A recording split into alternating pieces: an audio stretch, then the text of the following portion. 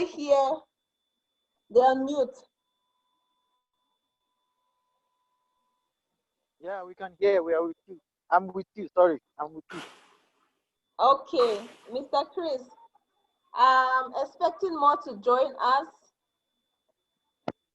So thank you for joining me. Thank you, I appreciate it. This is the first ever episode of Better Nigeria Youth Oriented. It's supposed to just be a movement, but we decided to do this so we can involve more youths in discussions and see how we can discuss more things that disturbs us as youth. My name is Mabel. I'm going to be your host. We have our guest here. I'm not going to say much details about him. His name is Toyosi Greg. He's going to tell us everything about himself. I will give him the opportunity to do that. Please, if you have not followed our social media handle, our YouTube is the same, Better Nigeria Youth Oriented.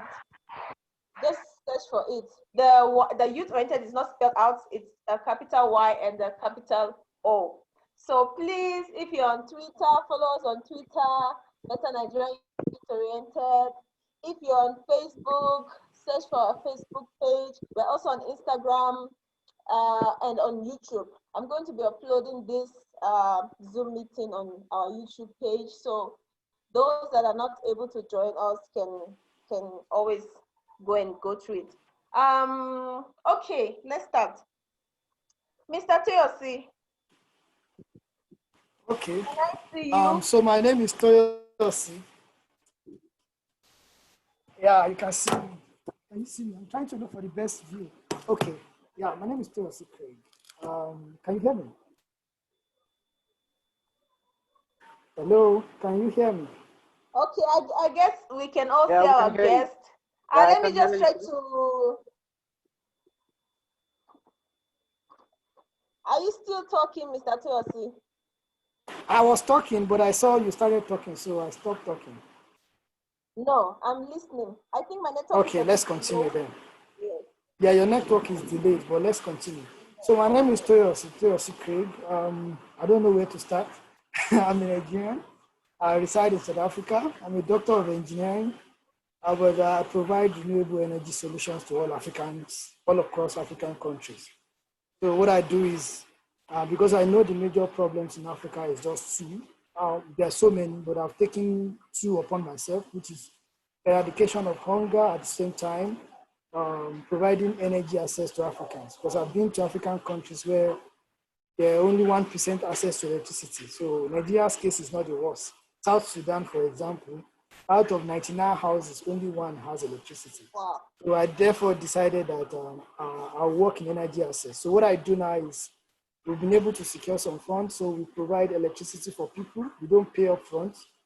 And then you can pay instrumentally, just like you pay for a car loan or a car hire or something like that. Okay. That's what I do across Africa.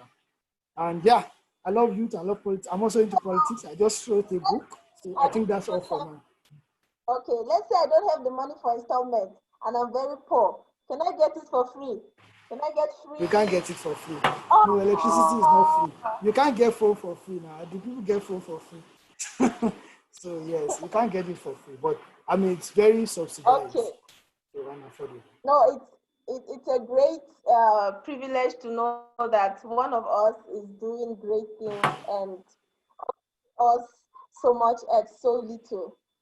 Let me just try to introduce Better Nigeria to us. It started just this month, and I was trying to see how we can get through to everyone. Remember, even if I start a show now, it's impossible to get to all of them. So we are trying to use this medium or platform, our social media handles, to make sure that more youths are involved.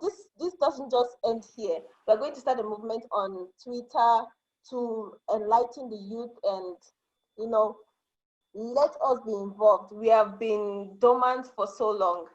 Mr. Toyosi, are you there? Mr. Toyosi Greg, are you there? I'm very here. Okay, so firstly, can you enlighten us what your idea of politics is? What do you see politics as? in Africa is the only way to make a change or to enrich your pockets or to ruin the destiny of your people. So there are two ways. If you are looking for sudden wealth, it could be politics. If you are looking for instant impact on your people, it can also be politics. So I don't want to use that English that says game by people, all those things. No, but politics in Africa is now a way to make an impact, either positively or negatively. Okay. So I would guess that we have two different kind of impact. If we want to impact with what we are going to gain or impact on the people.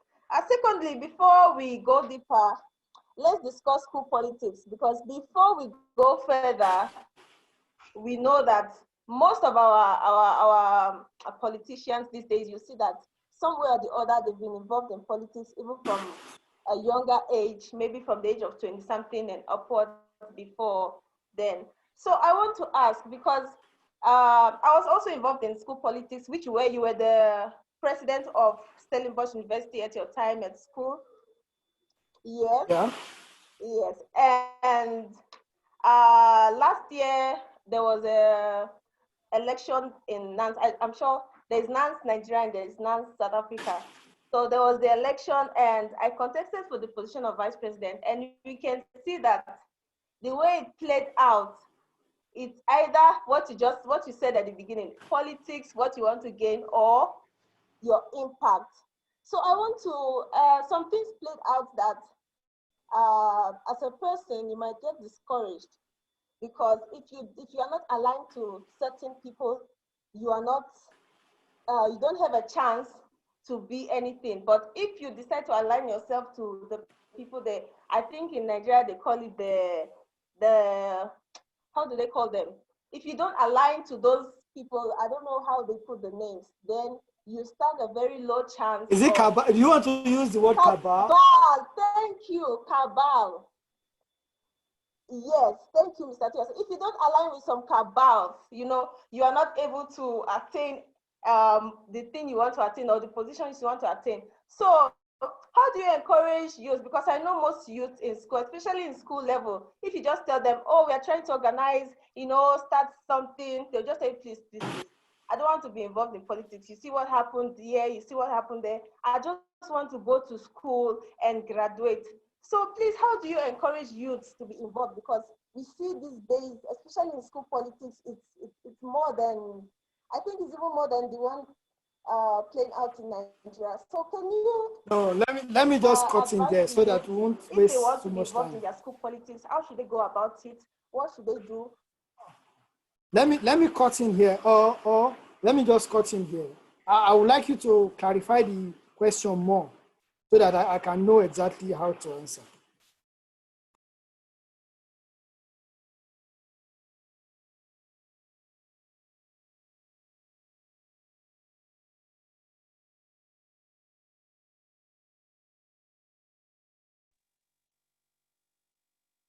Here, Mr. Toyosi. Yes, I'm here. Did you hear my question? No, I did not hear a question. I think my network is giving me some issues. So please, can you repeat the question? Okay, give me a moment. Give me a moment. Let me sit well.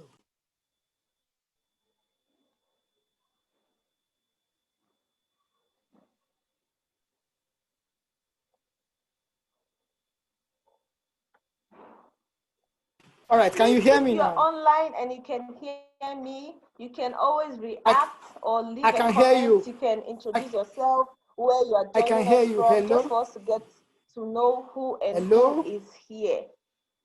Hello, Mabel. Hello? Can you people hear me? Can anyone hear me? I'm hearing you, sir. I'm hearing you. Okay, I think I should just continue. Her network is the problem. So to answer what Mabel has said, yeah, thank you so much, Chris. Yes, I can hear you.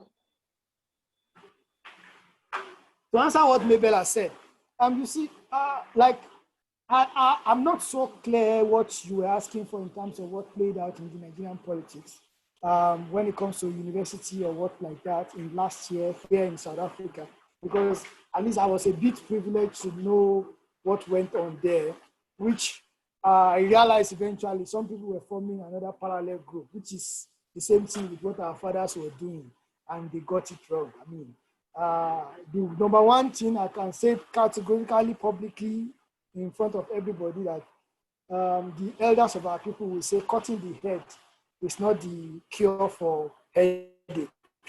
And that's what I think some people have done. Like I heard, which I don't know how based or what basis that is, that a parallel organization was formed. That's the most ridiculous thing that anybody could do. So, which means we have already started working in the ways of our fathers. And that is why they ended up where they are. So when things don't go right, there are ways of solving it, right? If we are all looking for the same intention. Now let's talk about school politics. I think it's a good platform for people to start leadership, but it's not a must, right? It's not a must because I don't think there's so much money there for people to steal. Because if people are looking to steal money from school, then what would they do when they get to the podium at a large stage? So coming back to that, I would say I encourage people who are interested to go for it, to do it. I mean, when I was the president of Stellenbosch University, I founded the association in other schools while I was there. I made sure that there were scholarships available for other people that were less privileged. It was so great that I took it as if it was Nigeria. And the time I was going to do like the October event that we always do, we even had the ambassador come around. Can everyone So hear Mr. Timothy? I'm not sure if I'm the one not hearing him or they came on my side. You are the one not hearing him. Can you just allow flow? You are the one not hearing him. I can hear him. So what thank you for that, Chris. So what I would say is, you see, everybody have an intention, good or bad. We must know that. So it's our responsibility to fight for what is good. You can't be quiet in the face of tyranny, right? Even if you see that things are not going right, you just take your stand. It's either if you know you can fight it rightly. If you know you can't fight it, then you don't try to destroy it. Because either good or bad, each and individual one of us has contributed to one thing or the other. In schools, you'll be amazed, like, okay, I contested in FUTA, and then I took... hear you, Mr. T.O.C. I'm not... Mabel, you can listen to it after the program, because I think people can hear me. So yeah, we can hear him loud and clear. It's only you that can hear him. Okay. So I'll just say, because I don't want us to give up because things are going wrong, because that's the strategy politicians use. Like, I've been privileged. You see my book. I have 3 governors coming to the event. I have like 7 senators coming to the launching on September 11th. It's going to be online. I forced all of them. You better be there. Because I realize politicians, at least I'm a bit close to some of them. I see the strategy they all use. They know that we often give up. Like, by the time I don't want to go into tribal categorically, but if Yorubas, for example, if you just bully them, they will all run back inside. The Igbos, if you bring them the idea we can stand alone by ourselves, they will all run to support you. The Hausas, if you can tell them that the successful person in their environment, whoever is leading them, that you are going to support them, that person is they're going to support him all around, 100%. So, and finally, when I was in school in FUTA, for example, I had people who, can you see me? So I had people who I met, I can't be mentioning their names, successful politicians, that they were telling me, my friend, forget about your dreams when it comes to school politics or making change in Nigeria. They were also like me, they fought for June 12th, and now they are big boys because they know the way and they know what to do, right? Which means they joined politics and they started stealing. But I didn't follow them, because if you see all of them that you hear their name today, that are successful or that are politicians or that are evil people, all of them were activists, they were comrades, but now they've lost it. So what is different between ourselves and themselves? So what is different is we must never allow things that they want us to play out. So that will be my stand. So I will encourage people to go into it, but it's not like a do or die affairs. If people support you, yes. If people don't want to, like me, I say, very soon, I don't know, maybe 3 years time, or I'll take the governorship position of I'll contest for governorship or whatever position God leads me to contest for. If people support me, fine. The people don't support me, fine. So otherwise, I mean, what would I do? I don't mind. I'll just come back. If they can't support me that way, I know what I've done. I'm providing energy to people. I'm solving my own problem. But because we know that Africa, to make a direct, heavy impact, you need to be an executive, right? But if they don't allow me, Dangote is making his impact in one way or the other. So that's what I learned. And yeah, that would be my suggestion. So I just wait for questions. Apologies, people. I'm sorry I'm kind of rushing when I'm talking. I thought the event was 30 minutes. I have another event soon. So that's why I'll wait for questions now. I don't think Mabel can hear us. So if anyone has questions, you can just go ahead.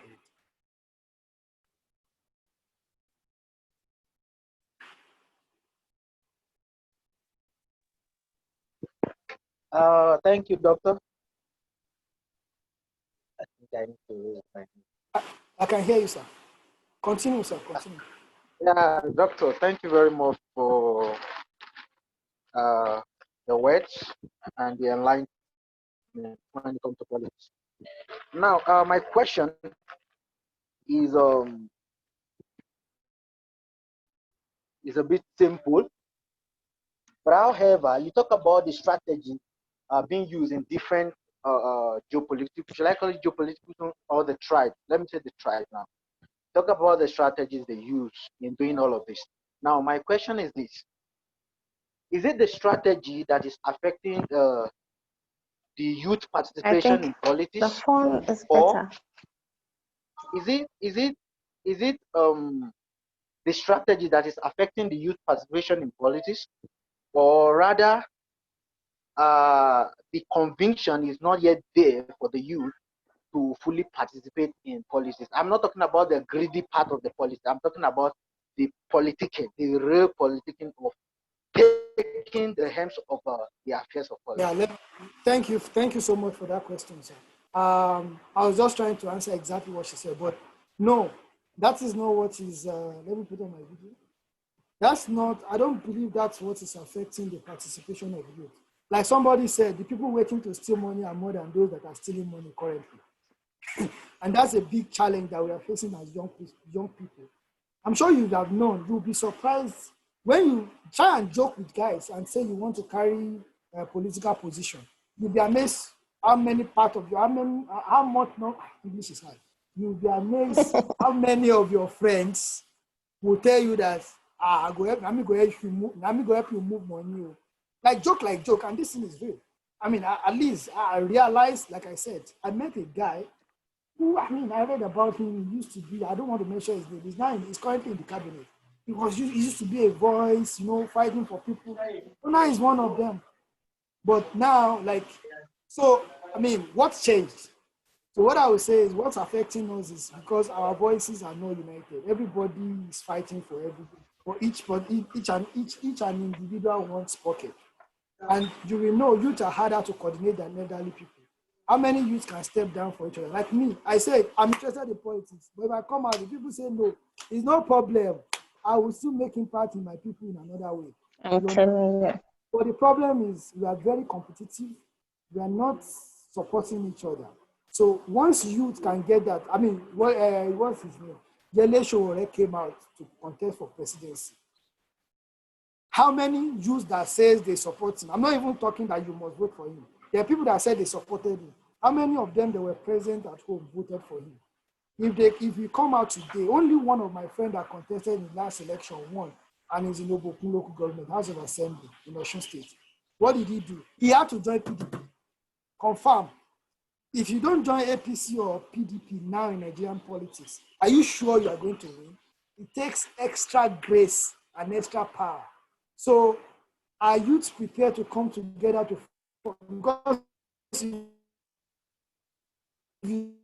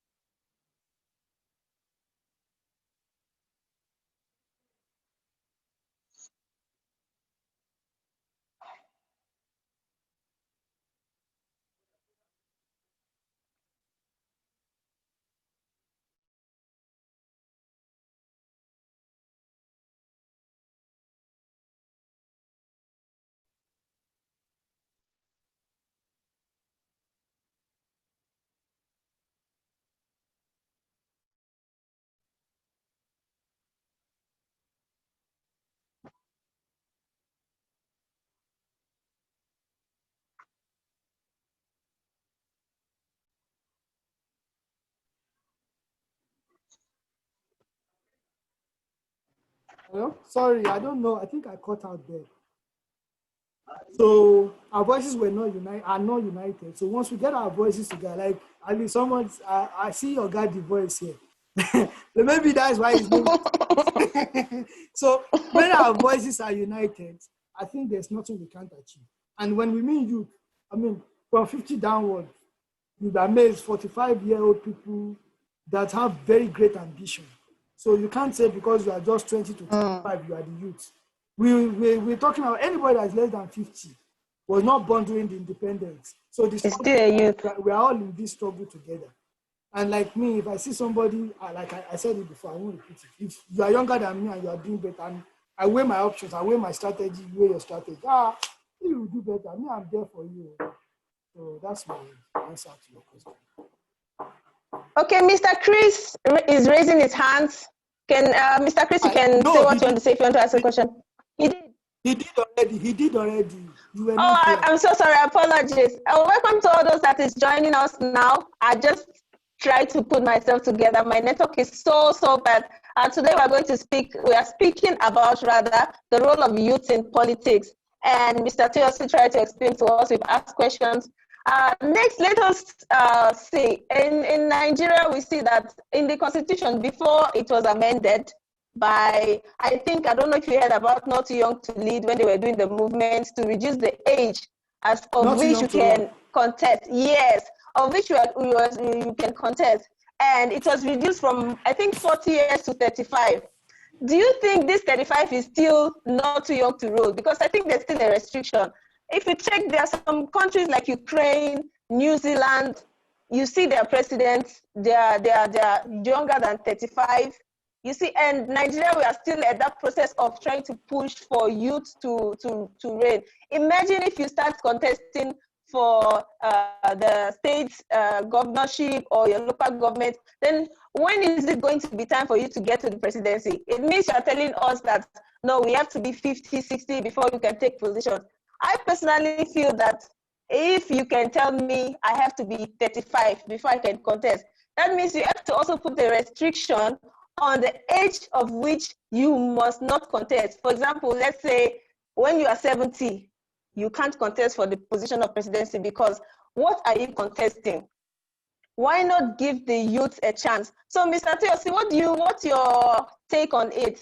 Do you think that the age limit which is put on how old you can contest is sustainable, or it still needs to be reduced?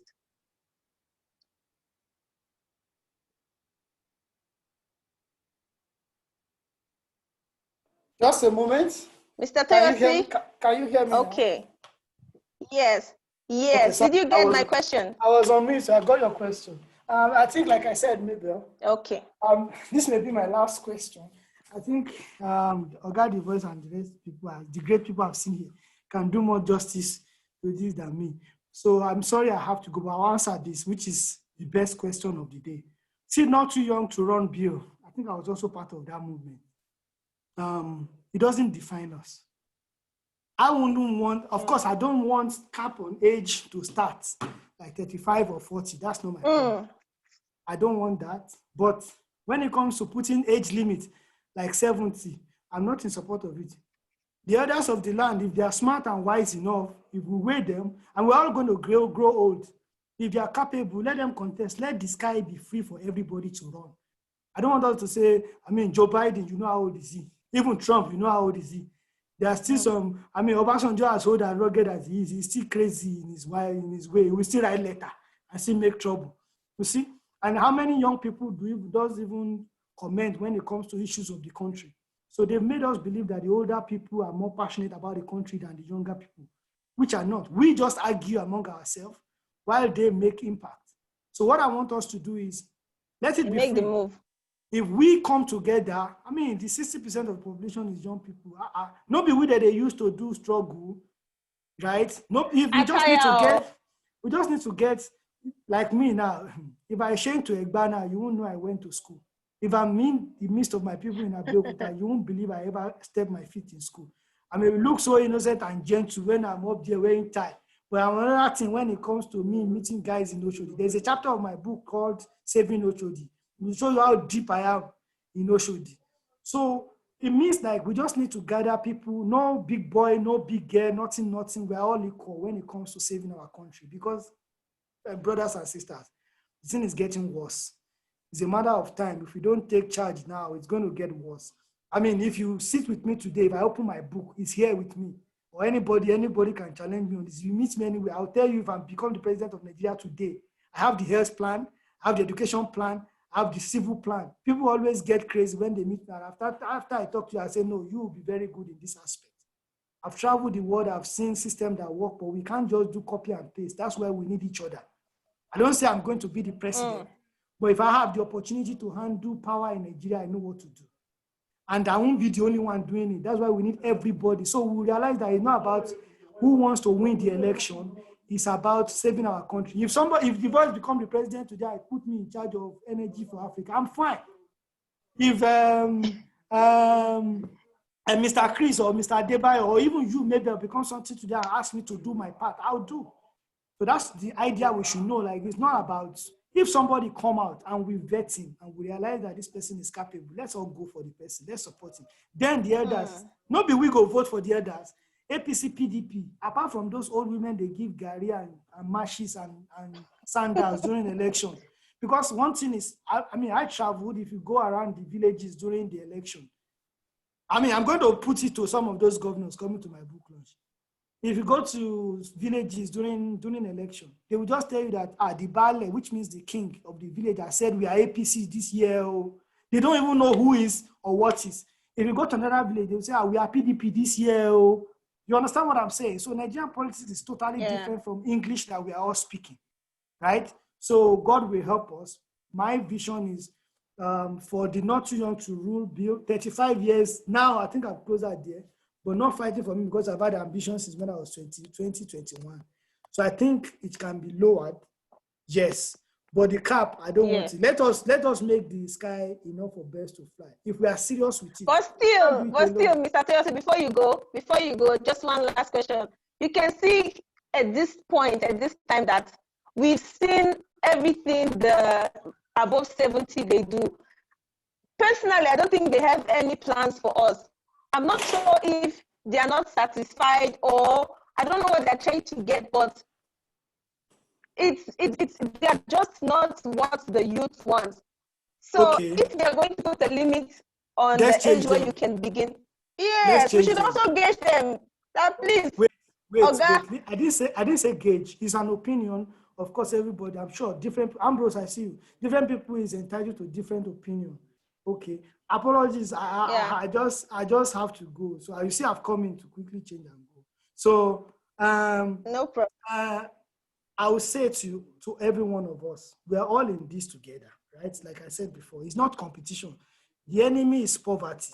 The enemy is that they've destroyed our nation. We want to get our nation. The enemy is not Ambrose. The enemy is not the voice. The enemy is not you. The enemy is some people are doing things in the name of the love of their nations, but to say the truth, they're actually doing wrong things. So they are not the enemy. Their ideology is the enemy. So we just need to understand from other people's angle, and then we come together and solve it. You see this issue of they are old. If we come together, they don't will beat us now. It's just that we are not serious here. We are still speaking English, wearing suit and tie.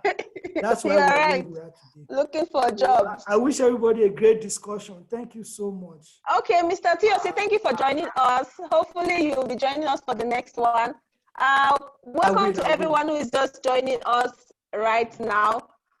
Presently, we are going to be throwing the questions open as our guest is going to be on another interview, so he's leaving us. Okay, more people have joined. Let's move forward. The voice, please. Can I see you? I can't see you. Hi, Mabel. You're welcome.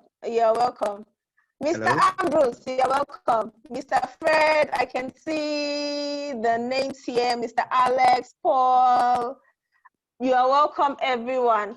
Let's go to the next one. And for now, everyone can just raise your hands if you want to answer the question I'm going to ask, since our guest is not here. So it's going to be an open discussion. Okay. So today we see that there was a video I was watching I'm not going to mention names. There's a contestant that is contesting for governorship, and he was standing, and two other ladies were standing. He was sharing, I think, I'm not sure what note is that, maybe 500 naira, 1,000 naira, I don't know. He was sharing maybe 2, 3 and giving it to youth. So you come, you take your 3 notes or 4 notes, you wave, you say support, and then you move. So I want, can we just discuss this? How do we reach to, because you see the situation in Nigeria now, sometimes you can't blame them because they need the money. So if they say someone is sharing money here, obviously everyone is going to rush to where they're sharing the money. But should the collection of money have an influence on your vote? Because personally, I don't have a problem with you collecting money, though it's bribe. I have a problem with bribe. But we as youth in Nigeria, we have been put in a position where you would just want to go and collect the money. Let's say, okay, the youth want to collect the money they're sharing because they share this money every 4 years. So if you collect the money, does it make you now vote for the person that, you know, next 4 years, I'm going to come and collect the 2,000 naira or the 5,000 naira? How do we get through to use that? Okay, collect the money, or you can collect this money, but use your brain, vote for someone who will do something. So I'm throwing it out to the house. How do we get through to the youth to say, collection of this money is selling your future? Selling your future of 4 years. How do we get through to the youth? You can just raise your hands and then you can answer, or if you want to contribute. Okay, Mr. Ambrose. Hi, hello, good afternoon, everybody. I hope, can you guys hear me? Okay. Hello, am I audible? Hello? Yes, please introduce yourself, please. Where you Hi, are, Mabel, can you hear me? Yes, very well. I can hear you. I said you should please introduce yourself. Hello? Where you are joining us from. I can hear you. I can hear you. Ambrose, we cannot hear you. We can hear you. Speak. Yes, I can hear you. Okay. My name's Ambrose Jepu. So obviously I'm Nigerian, I'm an Igbo man, and I'm based in South Africa. Okay, I first of all want to thank the organizer of this event, because I think it's a very, very interesting discussion that we should be having on a regular basis. I think it has gotten to the point where if we don't step in as young people into the affairs of Nigeria, the country will go so bad that even if they chase us away from South Africa, we cannot go back home. We will just stop halfway, maybe end in Ghana or Kenya. And even Kenyans are chasing Nigerians. So I think this is a very, very interesting discussion that we have to actively be involved in. So I want to start from, so thank you, Mabel. Thank you, Mabel, for organizing this. I want to start from the previous question, which was the cap on the not too young to rule, which you said was 25 years old, 35, sorry. 35. For me, okay, let's come from history. You realize that the likes of the Obasanjos, the Buharis, the Nnamdi Azikiwe, these guys got into big positions even when they are very, very young, in their late 20s, in their 25 years old, and all those things. So not too young to rule thing is something I think we are capable of ruling, and we have been handling positions even in our small capacities, and we've done stuff. So we are capable of ruling, but we are trapped in a system or in a country where the age limit is irrelevant, because even if they drop it to 20, we don't have the resources to compete in Nigeria. We cannot run proper campaign. And even if you, so that factor alone renders the age thing irrelevant. That is what I think. And if we can actually have a system where, we cut down the cost of campaign, we say, okay, everybody, you're spending this much on advert, on campaign. You can see that young people can actually ball in, compete based on ideas, compete based on different stuff, not just money. Yeah, so that for me, I think not too young thing is not, personally, I think we cannot compete in that levels. And I also agree with the speaker, the guest. The guest speaker. Mr. Omotoyosi, and I keep saying it that you see, the youths are about, I think, more than 70% of the population of Nigeria. And if we flood into the system, they cannot outnumber us. We just need to flood into there. And you see, they say that when the good people keep quiet, the environment, everything destroys, or what's it? And bad people flourish. Yes, exactly.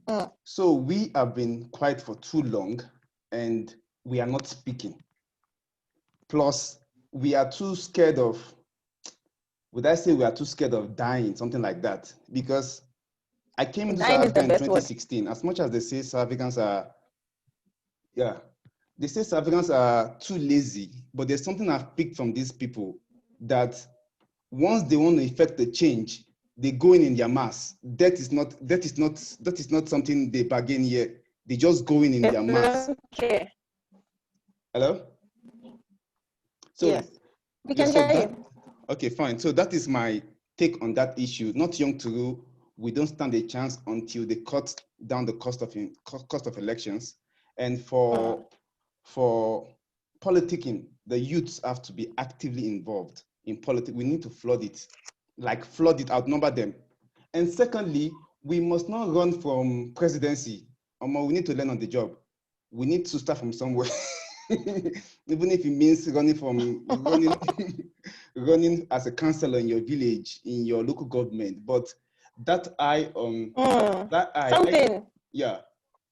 presidency is like, it's ojukokoro. The Yoruba people will say ojukokoro is big eye at this age. So I think so that's my take on that issue.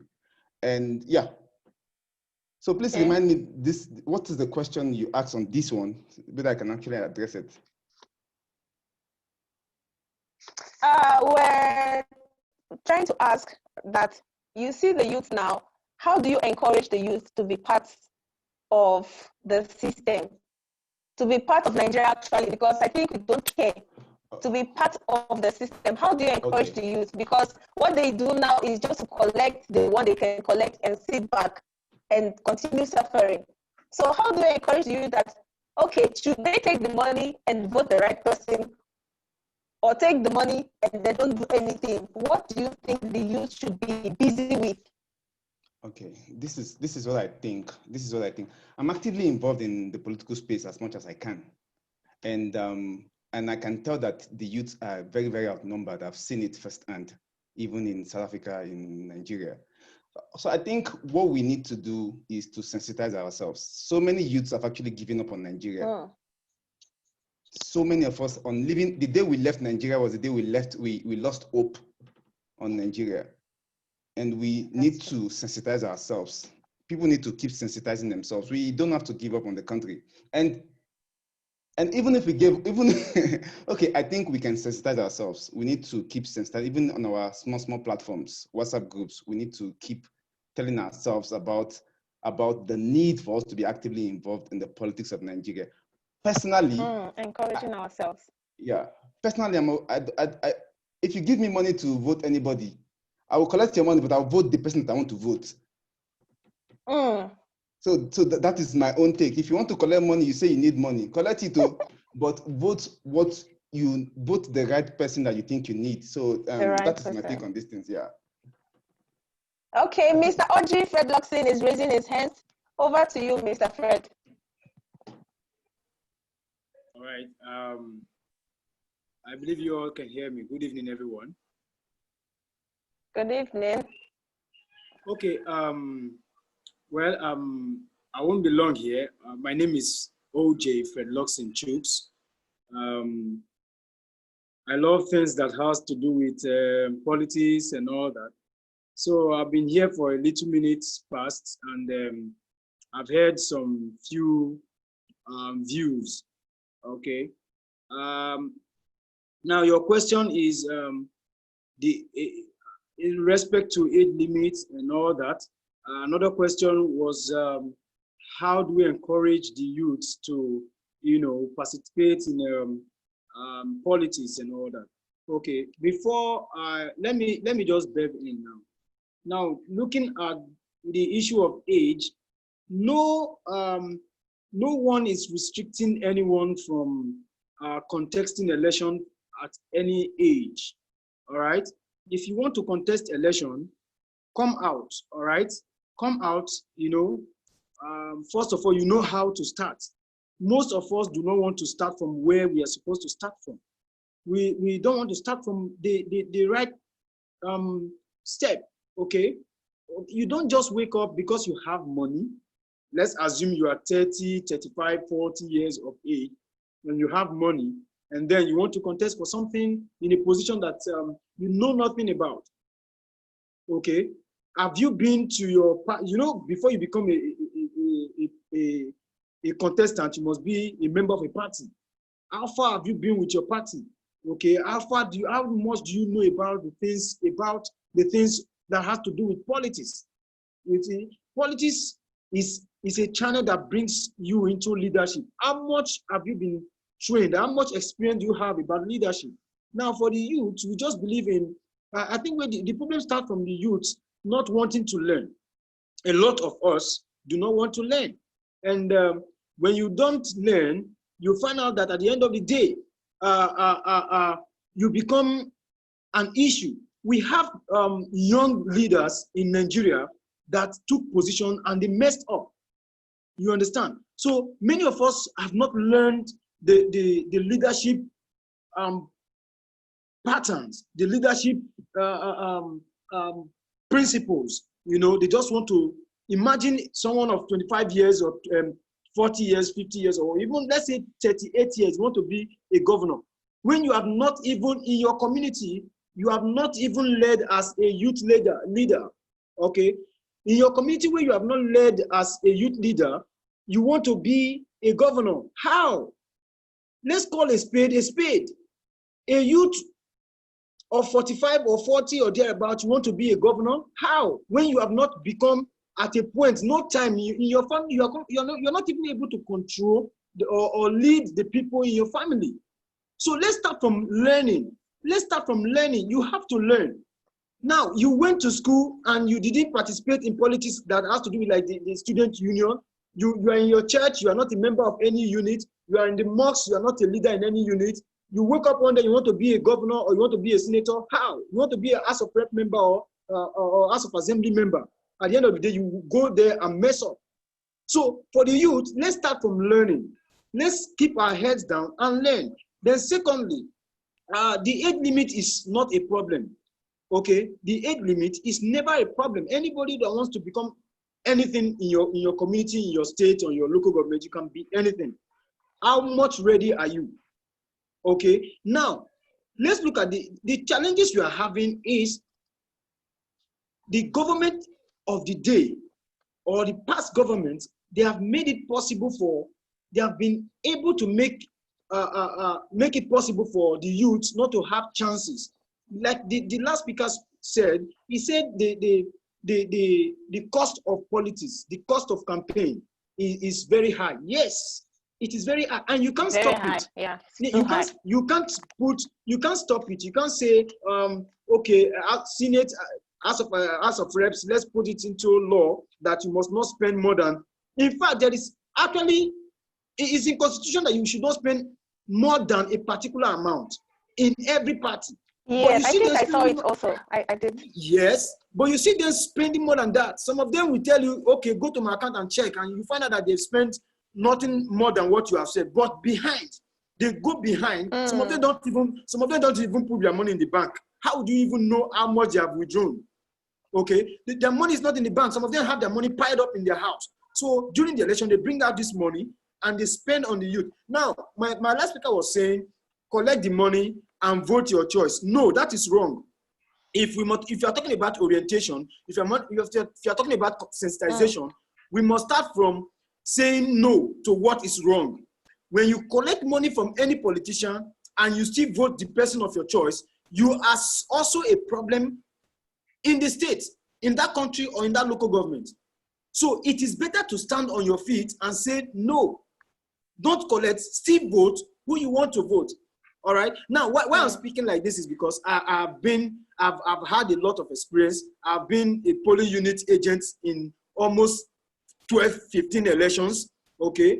In my ward, Ward 5, polling unit 6, I've been their polling unit agent in every election for more than 15 times, all right? We have been beaten, okay? Sometimes we have fought people, you know, we have won sometimes, we've lost sometimes. Now, you find out that people bring money, and when they tell you take money and you collect, then you sign the document, man, you already starting a problem that will soon explode in the future. So it is better for you not to take at all. Don't take. Stay on your no. If you can't, if you think saying no that they will kill you and all that, please stay aside because you are afraid of death.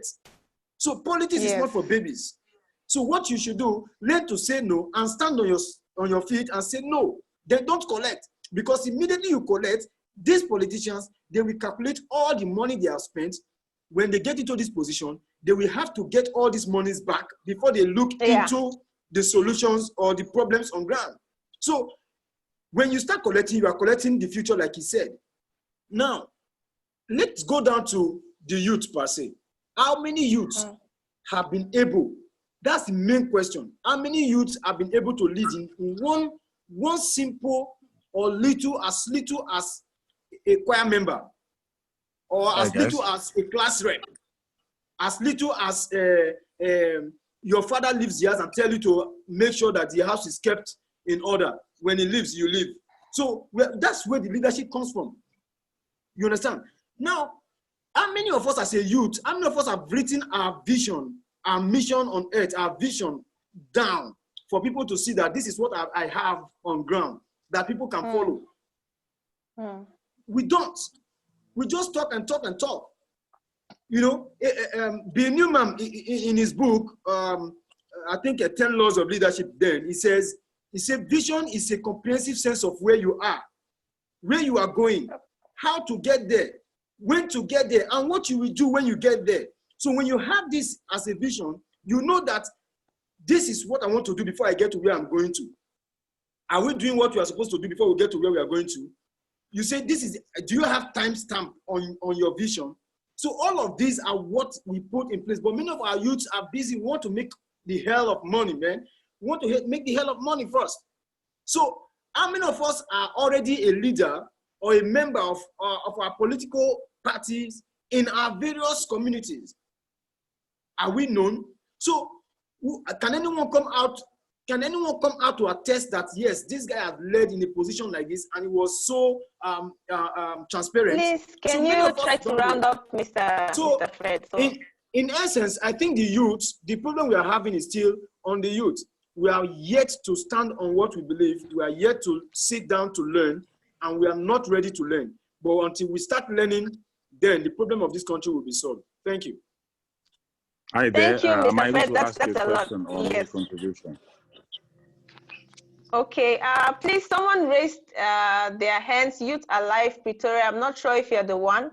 Are you Youth Alive? No, my name is Ambrose. I just got a quick okay. observation. Please, can you? Okay. We're listening. Okay, so my observation is very quick. So the speaker earlier made mention of experience of being a leader or leadership experience before one can then get into political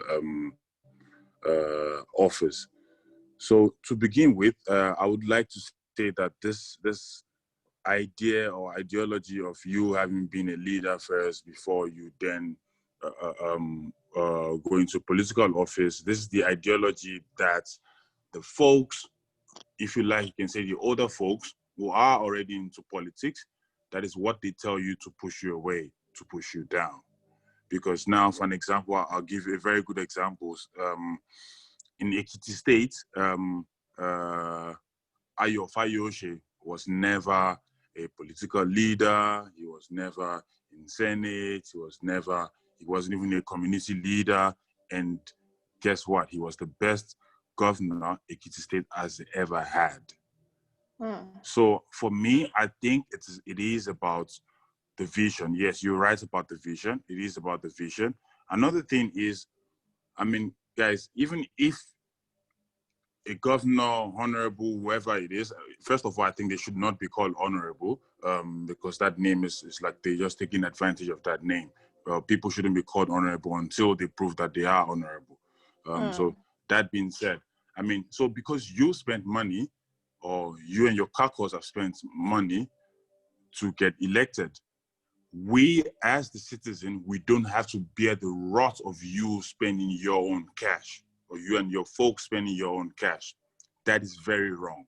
So as Nigerians, we need to ensure wherever you come from in Nigeria, we do not give it to whatever you have spent on your election. That is your business. If you're trying to recover from the government's pocket, that is pure and proper corruption.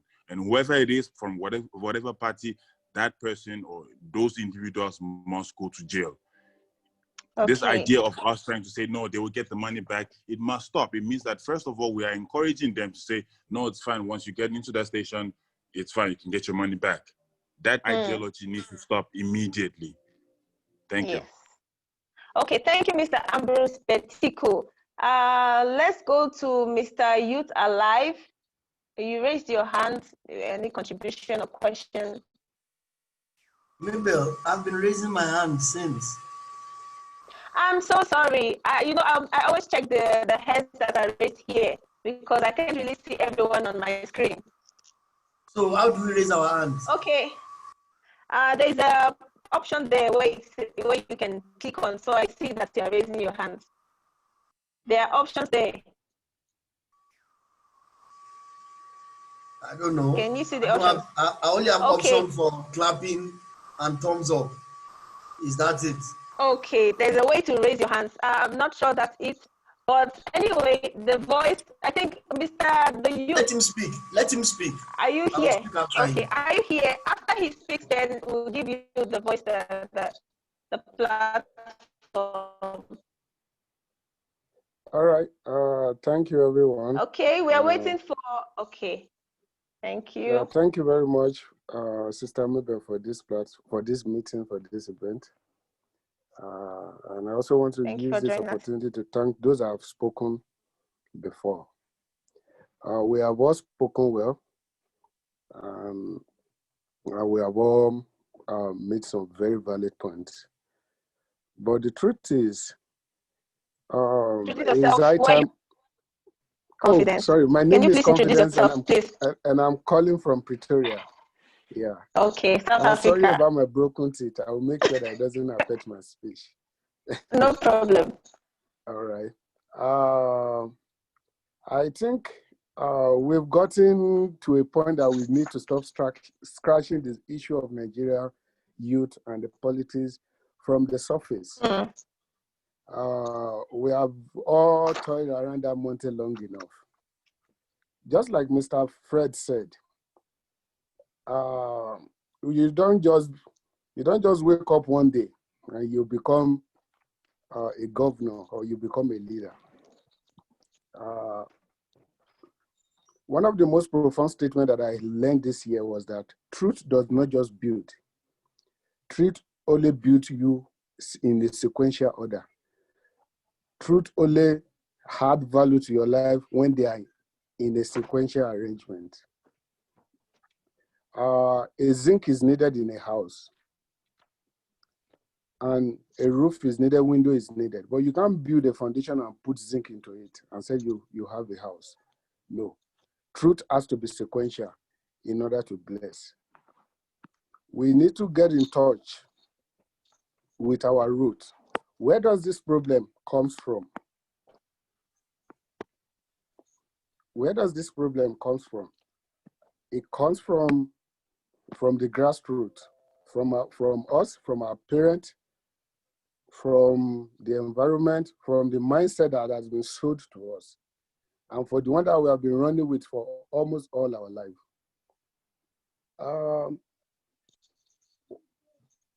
We will no longer address the issue of politics from a politician aspect. We have to look at it from a leadership aspect. We have so many politicians, but we lack leaders. So it's enough time we start looking for leaders in politics non-politicians in leadership. And leadership starts with self-awareness, your purpose. And purpose gives you conviction. Conviction gives you reason to give all yourself, all your life for a cause, for something. No youth will unite against any other youth unless our purpose, each and individual knows their purpose in the race that is set to be run. You can't just tell me that, okay, we need to take power. To what end? To what extent? What are we going to do with that power? So in that power, we need to set education system in order. Which area do you belong? What is your purpose? I have passion for education. I want to see the youth do well in education. Okay, what is your track record? What have you contributed from primary school, secondary school to university? Then it proves us that you are in line with purpose. You are in line with purpose. So that when such power comes, if we delegate it to you, we know that there is a higher desire, more than money, more than fame, that is driving you for that office. Until we address this issue individually and come to the truth that we need identity, which is our purpose. Until then, we won't be able to effect any meaningful change. Like one of the speakers said, there are many youths in power in Nigeria as we speak.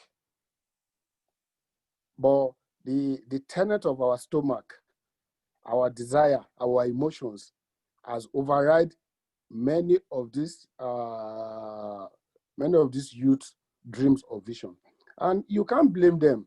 Many of them were moved by emotion in the first place. And emotions are short-lived. So we need to get to a point that we understand our purpose. Sister Mabel, who are you? You are so crazy about the youth and the Nigerian system, and it got you to a point that you initiate this platform. It may not look like much now, but you are contributing your quota. There's higher desire. Nobody is seeing you at this corner now, but there's higher desire that you know that you can contribute at a certain level, and you begin to work with it. Then maybe like Mr. Toyosi Craig said, he has the vision, he has the passion. He wants to make contribution at a higher level, and this and that. He has to go with his track record and this and that until we come to this level, to this basis. We'll still be going around the bush. Going about the bush around this subject. So we need to identify our purpose. What are we created for? What am I created on earth to do? As for me, I'm passionate about the youth. I saw a lot of things that are not going well, but I believe in the area of education and leadership, and not at a politics level. You need to lead yourself well before you can lead others. So How do you manage your...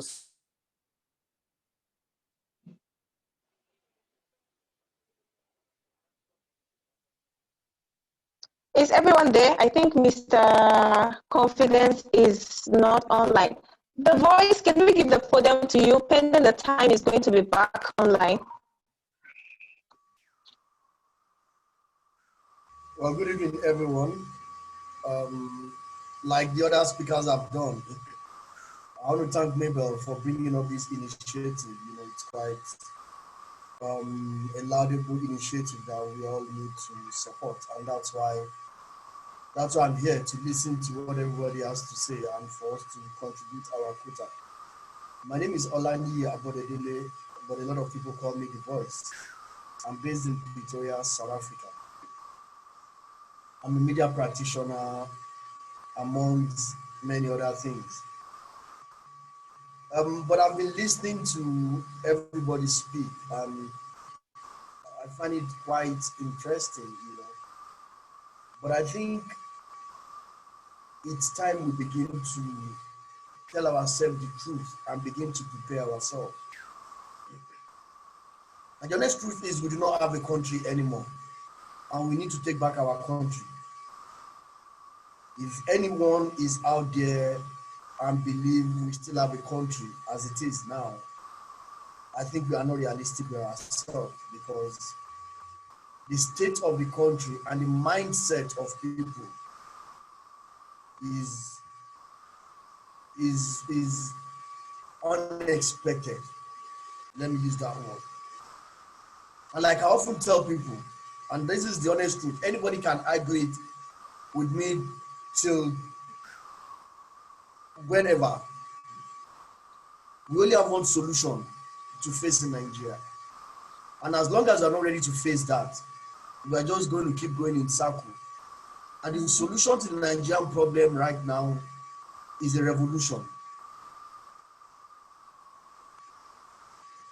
It is, people might find it very difficult or whatever, because the honest truth is, power have been so captured that even if you mean well for the country, you cannot even get an opportunity to get there.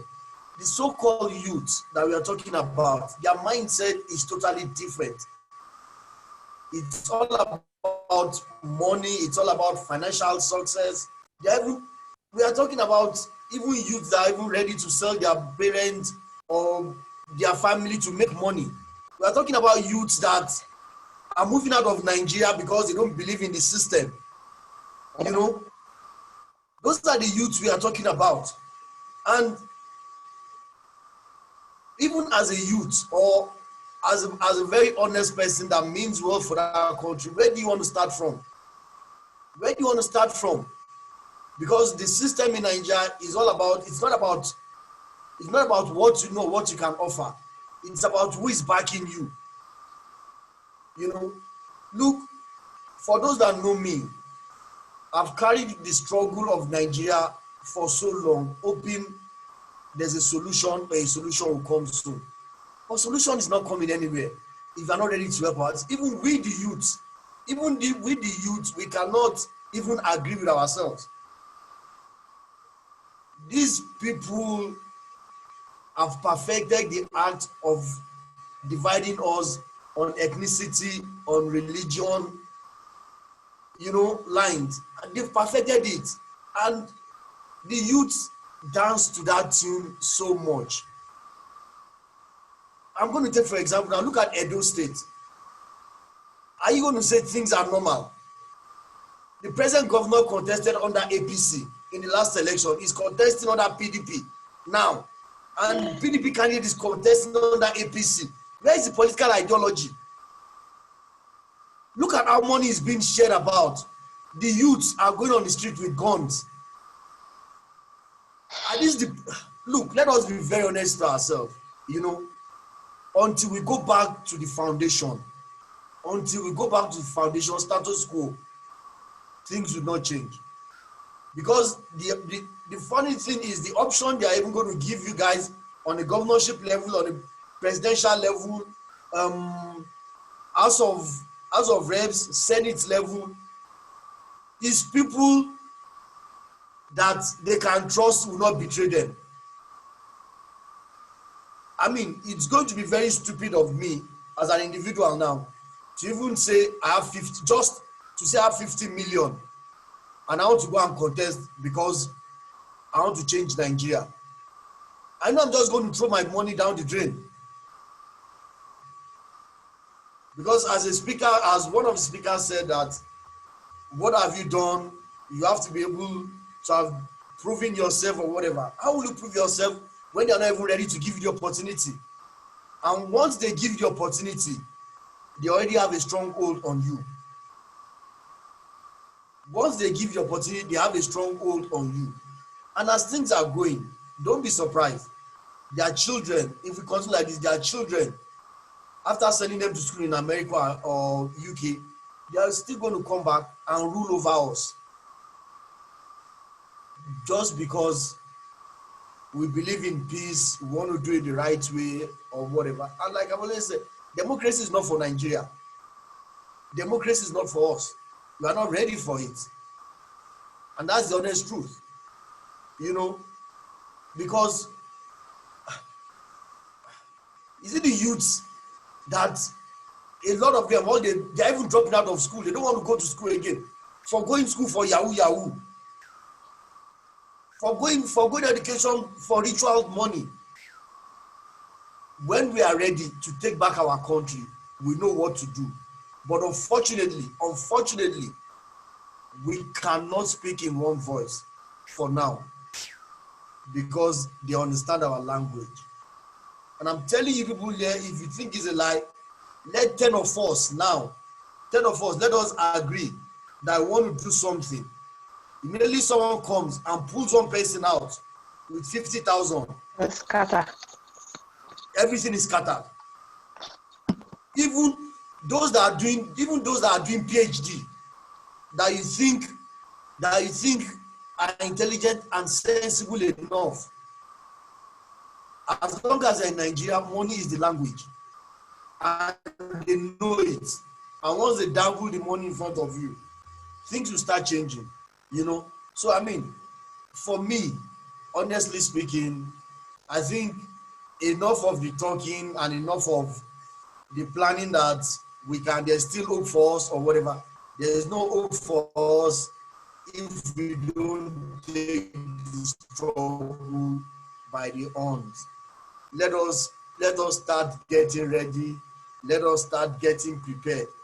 You know, if you think anybody's going to hand over power to you on a platter of gold, or if you think anybody's going to hand over power to a Messiah, that the Messiah is somewhere coming to save us, it is not possible. Nobody is going to save us. We will save ourselves. A lot of country went through it. You know, if we begin to call God, that God is going to help us, and we are waiting for God to come, and we will wait forever.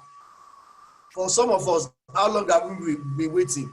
If care is not taken, Babangida is going to come back and say wants to rule again. If care is not even taken, Obasanjo is going to come back again under another system to say he will rule. Look, you guys might be laughing, and that's the honest truth.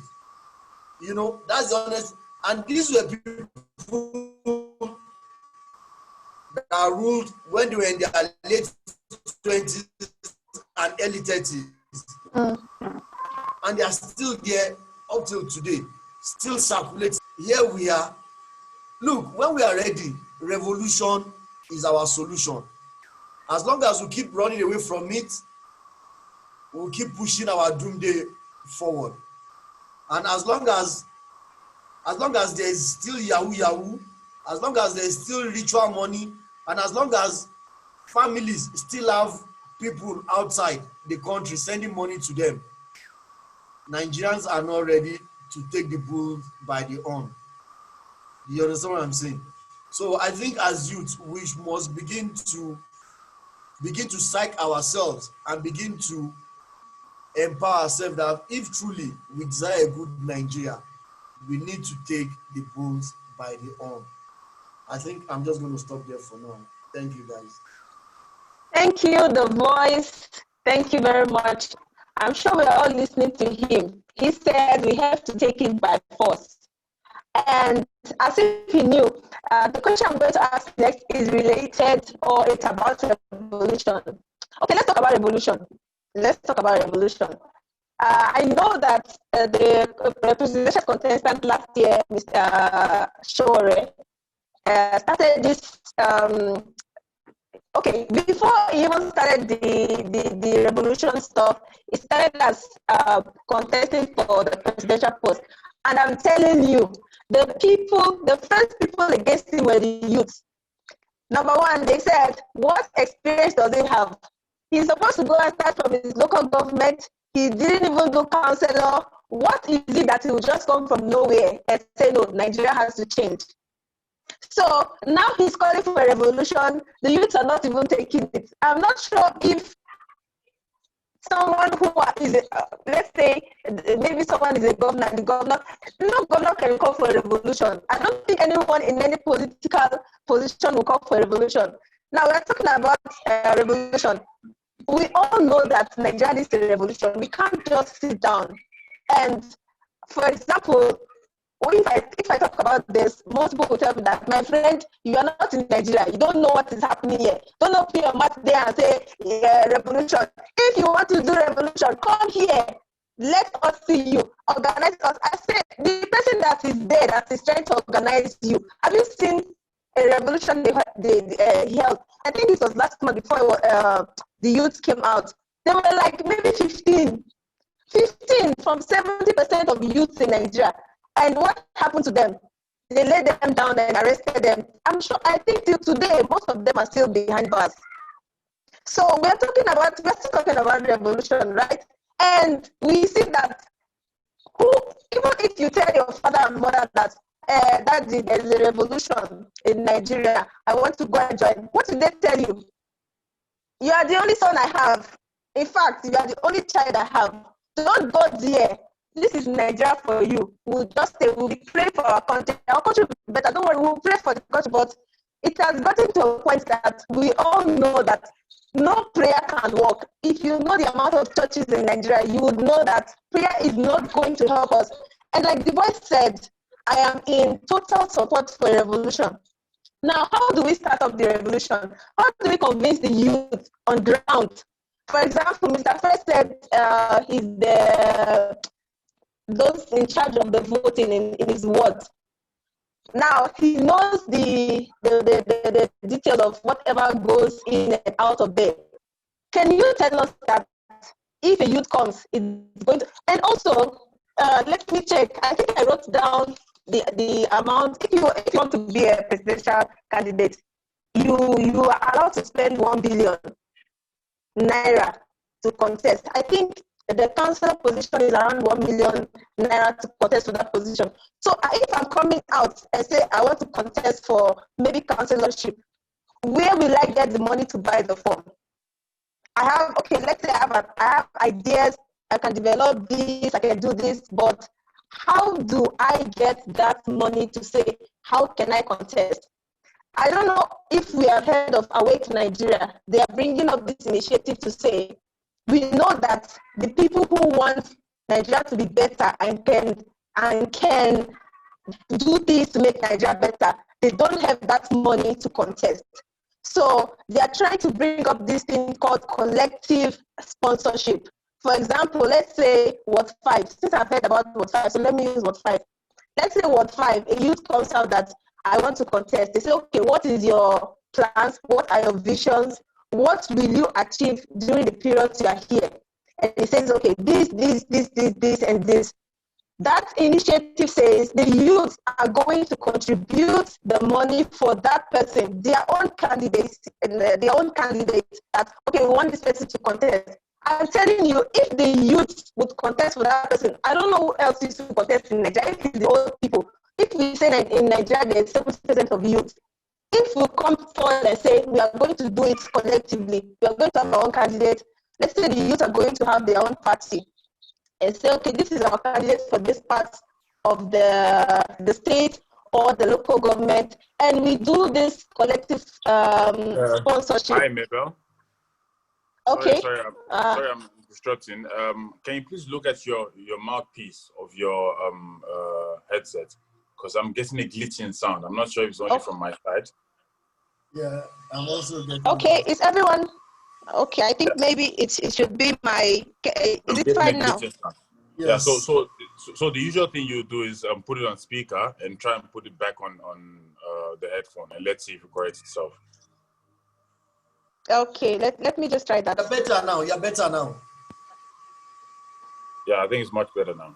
Let me just take out the earphones and see if I can use the speaker. Is everyone hearing me clearly now? Yes.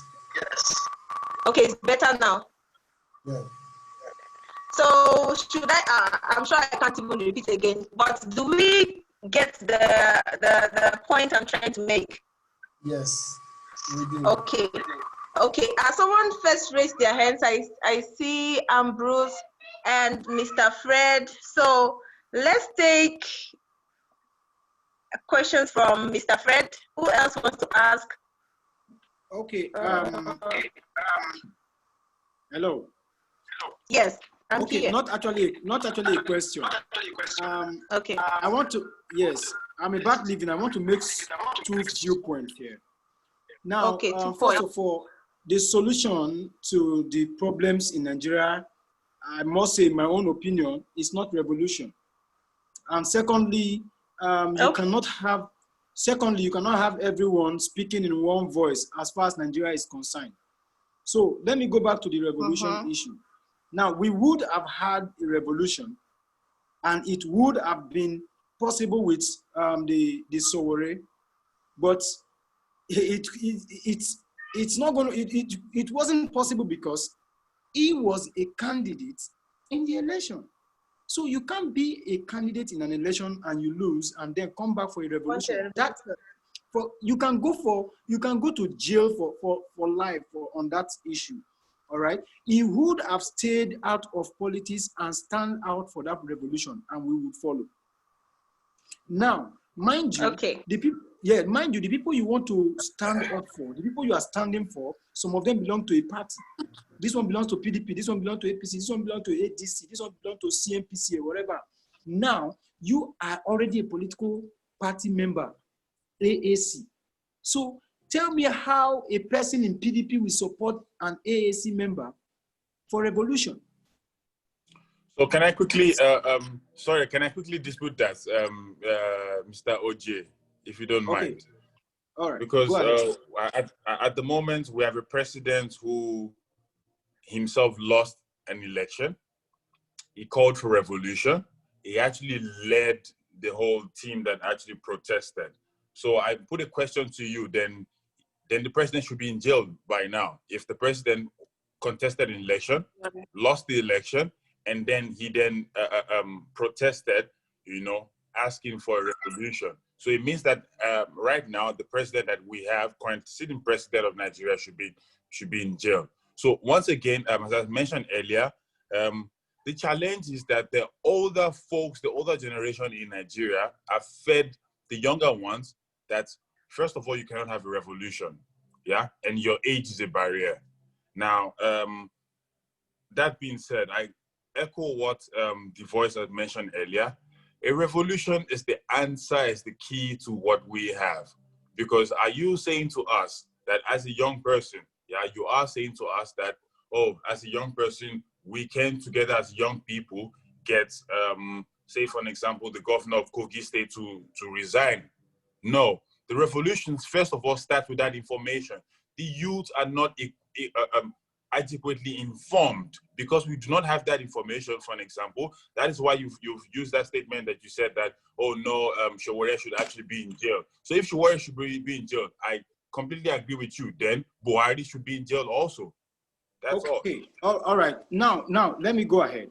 Now, first of all, you need to understand that there is a difference between protest and revolution. All right. There's a difference between protest and revolution. If you are protesting, we understand. If you are talking about revolution, we should take it on a higher level. Now, the president that contested and went for a protest, he has the right to protest. But not revolution. Revolution, you can't be a political party candidate. And you speak of revolution, sir. I stand to be corrected. If in the United States it happened and they cautioned, what's her name now? Obama's wife and the wife of Bush and all that. They were cautioned. Okay. Now, I'm talking about, when you talk about protest, when you talk about protest, anybody can protest. Anybody. After all, we have a lot of politicians who go into protest and all that. But secondly, I am saying, the point I'm making when I said we can't have a revolution now, or the revolution is not the solution, is as a result of the Nigerian citizen. We are not yet united to that extent. The military is not even going to listen to any civilian. They listen to your president. And so when you talk about revolution, they have the right to shoot you and say whatever they want to say. So you see where I'm coming from. Now, you see what happened just now in other countries that had the revolution and then changed the government. You see the military standing for them. You see the police standing for them. You see a lot of forces standing for them. You understand? But in Nigeria, you can't have that. Even in protest in Nigeria, the policemen will beat you up because OJ, sorry, I have to come in. I'm very sorry. When I mentioned revolution, my revolution was not even in line with Sowore or whatever. Yeah, I understand. No, I'm not invite your side. I'm just making an example. Just example. Yes. but I'm not disputing your point. Yeah, no, but be that as it may, do you understand? I want to disagree with you that because someone is a candidate, he cannot call for revolution or army or what, and that's one of the biggest problems in Nigeria. As long as we continue to fear that the army will come out, the police will come out and kill us and arrest us. When a revolution starts, anybody can start a revolution, irrespective of who you are. It's just for the people to key into it and to understand why it is important. But unfortunately, I said it as well, it is impossible in Nigeria because they've played against our psyche. What they feed to us is that we are inferior. We must listen to them. You understand what I'm Please, saying? can the person just turn down the volume of whatever is playing? I think that's from Alex. Please, can you mute Alex? Alex,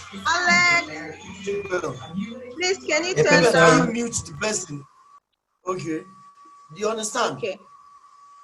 And really, honestly, look, and that's why I said it, we are in problem because it is going to continue. Nothing is going to change.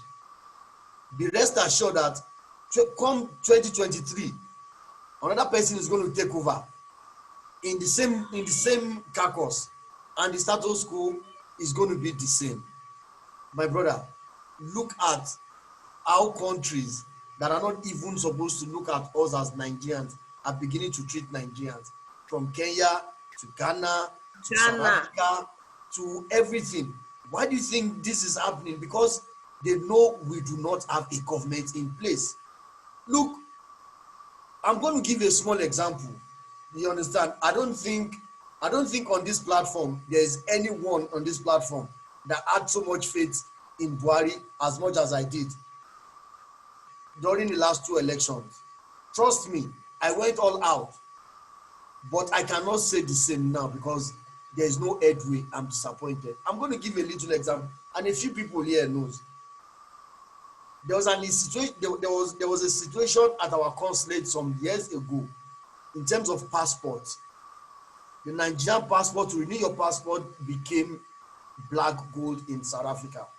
You need to go through agents. You need to pay through your nose. It was so high. And I stood up to challenge this thing, to fight against this corruption and whatever.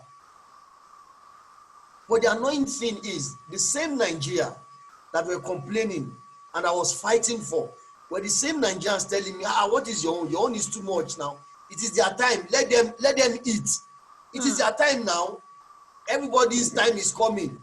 The same Nigerian that you were fighting for. You understand? Is that turn? What's this one? The voice, your own is even too much. What's your own? Is their time? Let them eat. And that is the mentality.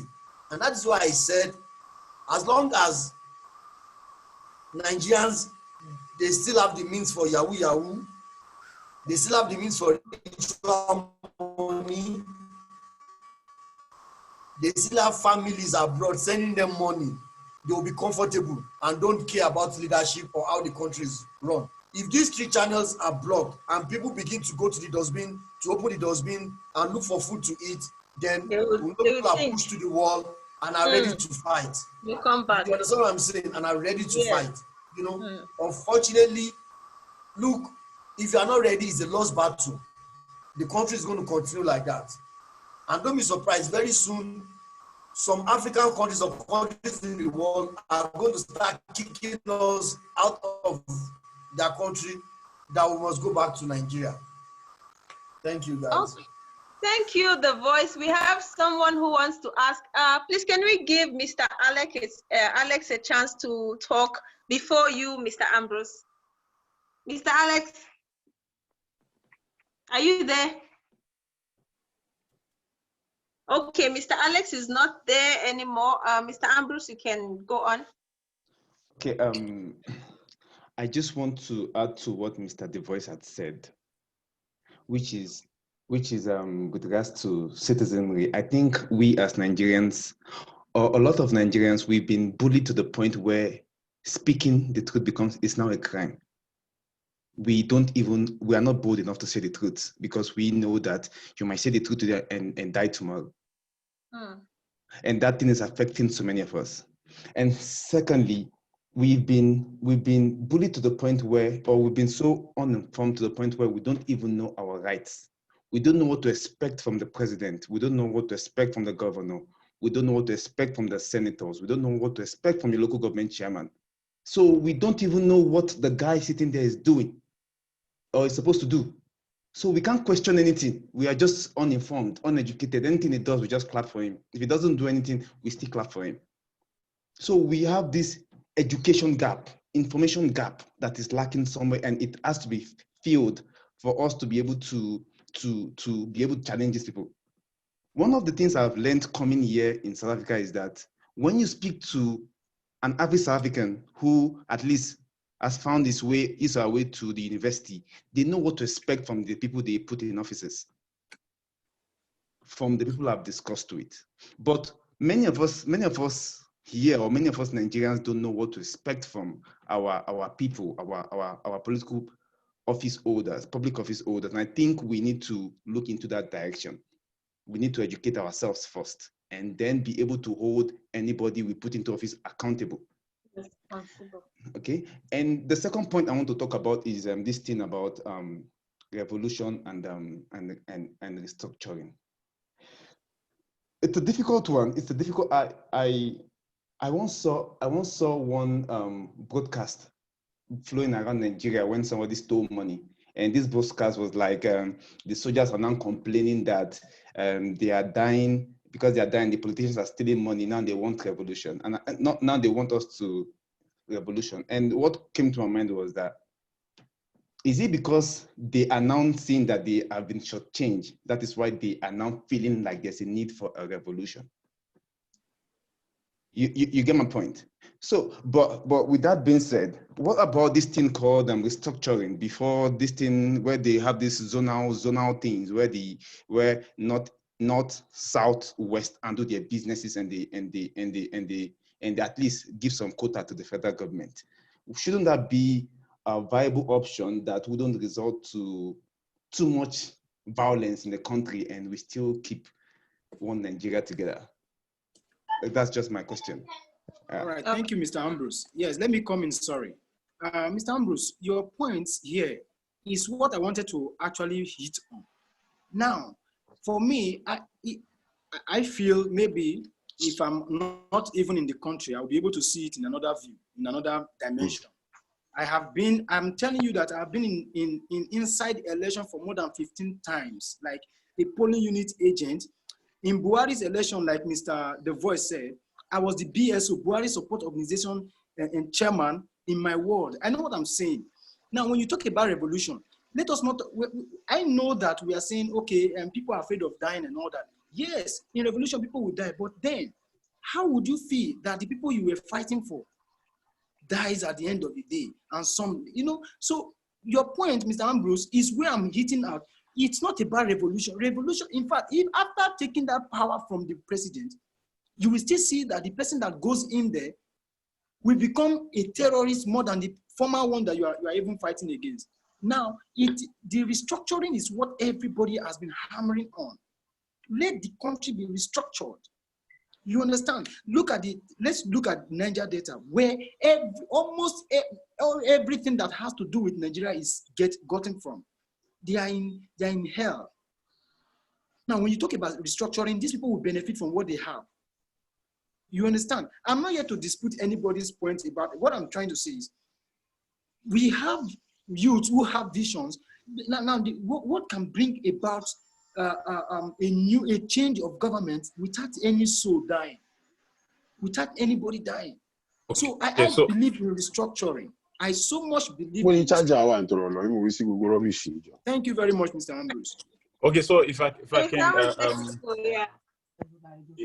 I am able to clarify this, I think usually when we say revolution, as Nigerians, we just hear that word revolution. We're like, yeah, revolution. But the fact is, if we have to go back down history lane. Revolution itself started from a place where you call France. However, okay, I think I've got, okay, Samuel. So, however, if I can bring this a bit closer to home, I'm not sure if you are aware of this, but for everybody who's dialed in, very recently, I can't give you the exact date, but I know somewhere between the 1940s, actually, in Nigeria, the Oba of Abeokuta, the Alaki of Abeokuta was actually deposed by women. Now, this part of the history, you usually don't hear it. In fact, even in the news, they won't broadcast this kind of thing in the news, or even in the media, they don't broadcast this. This shows you that the people have a certain power that the people are not even aware of. Because Olufumulayo Ransom Kuti, who's the mother of the late Afrobeat musician Fela Anikulapo Kuti, actually led this women, if you like, you call it women riots or women revolts, that actually led the then Ake of Egbaland to, you know, recede his throne. Now, so now what is important Mr. is Samuel. I'm not sure. I think Samuel. Samuel, can you please mute yourself? Yes, please. I'm not sure I can mute Samuel. You should be able to, as the host, you should be able to go into participants. If you go into participants, you should be able to select that user and mute the user. I'm sorry. Okay. All right. So the reason why I'm bringing this history is to say that, first of all, revolution is not something new to us as Africans. Yeah. Now, that being said, what are we revolting against? If you talk about, okay, the French Revolution, for an example, I mean, as young as 9 years old, you are expected to pay tax. You're expected to pay salt tax. Now, what happens is that it means that your parents will have to pay salt tax. Yeah. Now, the trickling effect of that is that as a people, we have one right. Yeah. That right is to say, okay, we've got a class captain, for an example. Thank God I assume that we probably all went to high school in Nigeria or secondary school in Nigeria. If we have a class captain, you're not representing us or our best interests. We as the people or as the students in that class have a right, yeah? And that's what we don't know, to come back together and say, Chief, please come back home, or please come back. We want somebody else who will represent us.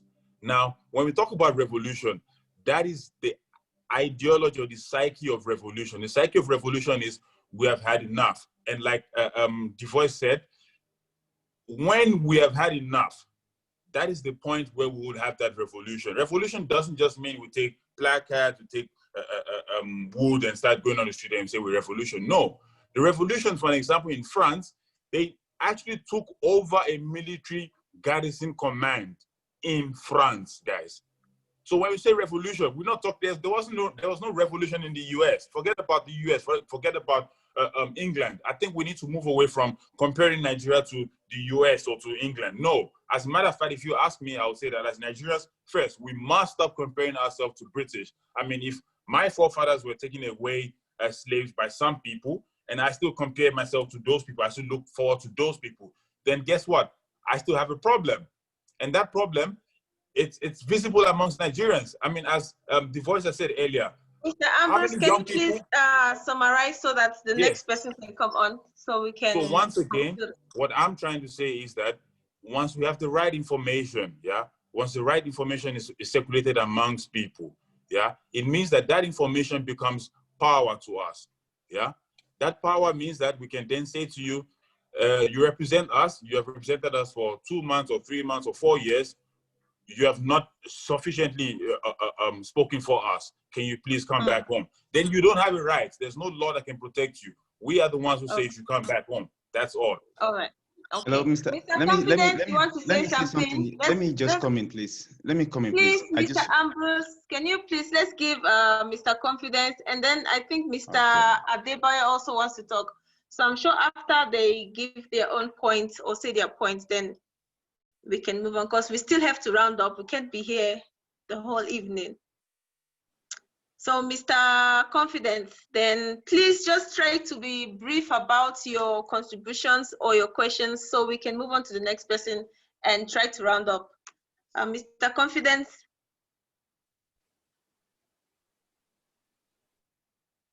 Okay, Mr. Confidence is not, I'm not sure if he's hearing. So, Mr. Adebayo. I'm here. Okay, okay. All right. Please I just be want brief, to answer. sir. Yeah, I want to answer Mr. Fred. Contribute to Mr. Fred's question. Okay. And I heard about the revolution and everything. The problem is, until we know the problem we are facing, we can't provide a valid solution. And we need to go back to history lane. And that's where revolution starts from. At the root of every revolution is knowledge. Knowledge. If we are going to cause a revolution, it won't start in 3 years. We need to have a grassroots plan. Maybe let's say in the next 30 years, that okay, we are looking to take Nigeria back. In the next 30 years, how do we map and how do we get there? Okay, we see that the country we have now is a system. A country without a system, politicians without principles, and youth with no identity, and the masses with no understanding. So we need to address this issue. That's where revolution starts from. And it doesn't happen in 3 years or 2 years or 5 years. It needs a grand plan. And what can we do, each and every one of us here? There is an amount of economic power you need to ascend the corridor of power. So in the next 30 years, what can each and every one of us do to see that we overcome the issue of economic issue? Then we now present our idea. That's where revolution starts from. We can bring different ideology and this and that. Each and every one of us, we need to have the right mindset. We need to know our identity, our purpose. What is my role in this whole thing? Not that I'm going there so that at the end of the day, when the thing comes, I become a minister, or no. It is for a higher desire, higher purpose. We are in 2020 today because of the preparation we made 50 years ago, or 10 years ago, or 20 years ago. We will be in 50 years' time because of the preparation we make today, tomorrow, and the time in between. So okay. if we are going to have a proper, I'll close with this. If we are going to have a proper direction from this platform, it begins with me and you. What is our mindset? What is our identity? Then if we know our identity, how does our identity contribute to the larger vision, the larger goal? Then what is the duration do we need? What are the things do we need? I can tell you about the resources. I believe that there are people, millions of people out there who will throw their resources to a very valid and a well-constructed cause. And I just like to each and every one of us here tonight that we must go and leave this meeting with the fact that revolution begins with me and you. It's not just about carrying placard like Mr. Ambrose said. It's not just about carrying or shouting or fighting and this and that. You need a grand plan. You need resources. You need people. And you need a frame of time and a vision that, okay, this is where we are going. Then we can know that next time we are having this meeting, we'll have a direction to go with. And God bless us. Thank you so much. Thank you, Mr. Confidence. Mr. Adebayo, you can come in.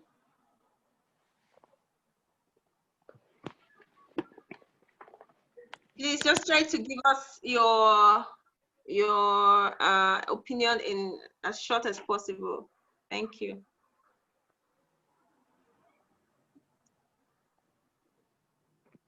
We can't hear you. Can you hear him? Is anyone hearing him? He's talking, but I can't hear. He needs to unmute his. Can you unmute yourself? Or am I supposed to unmute him? I'm not sure.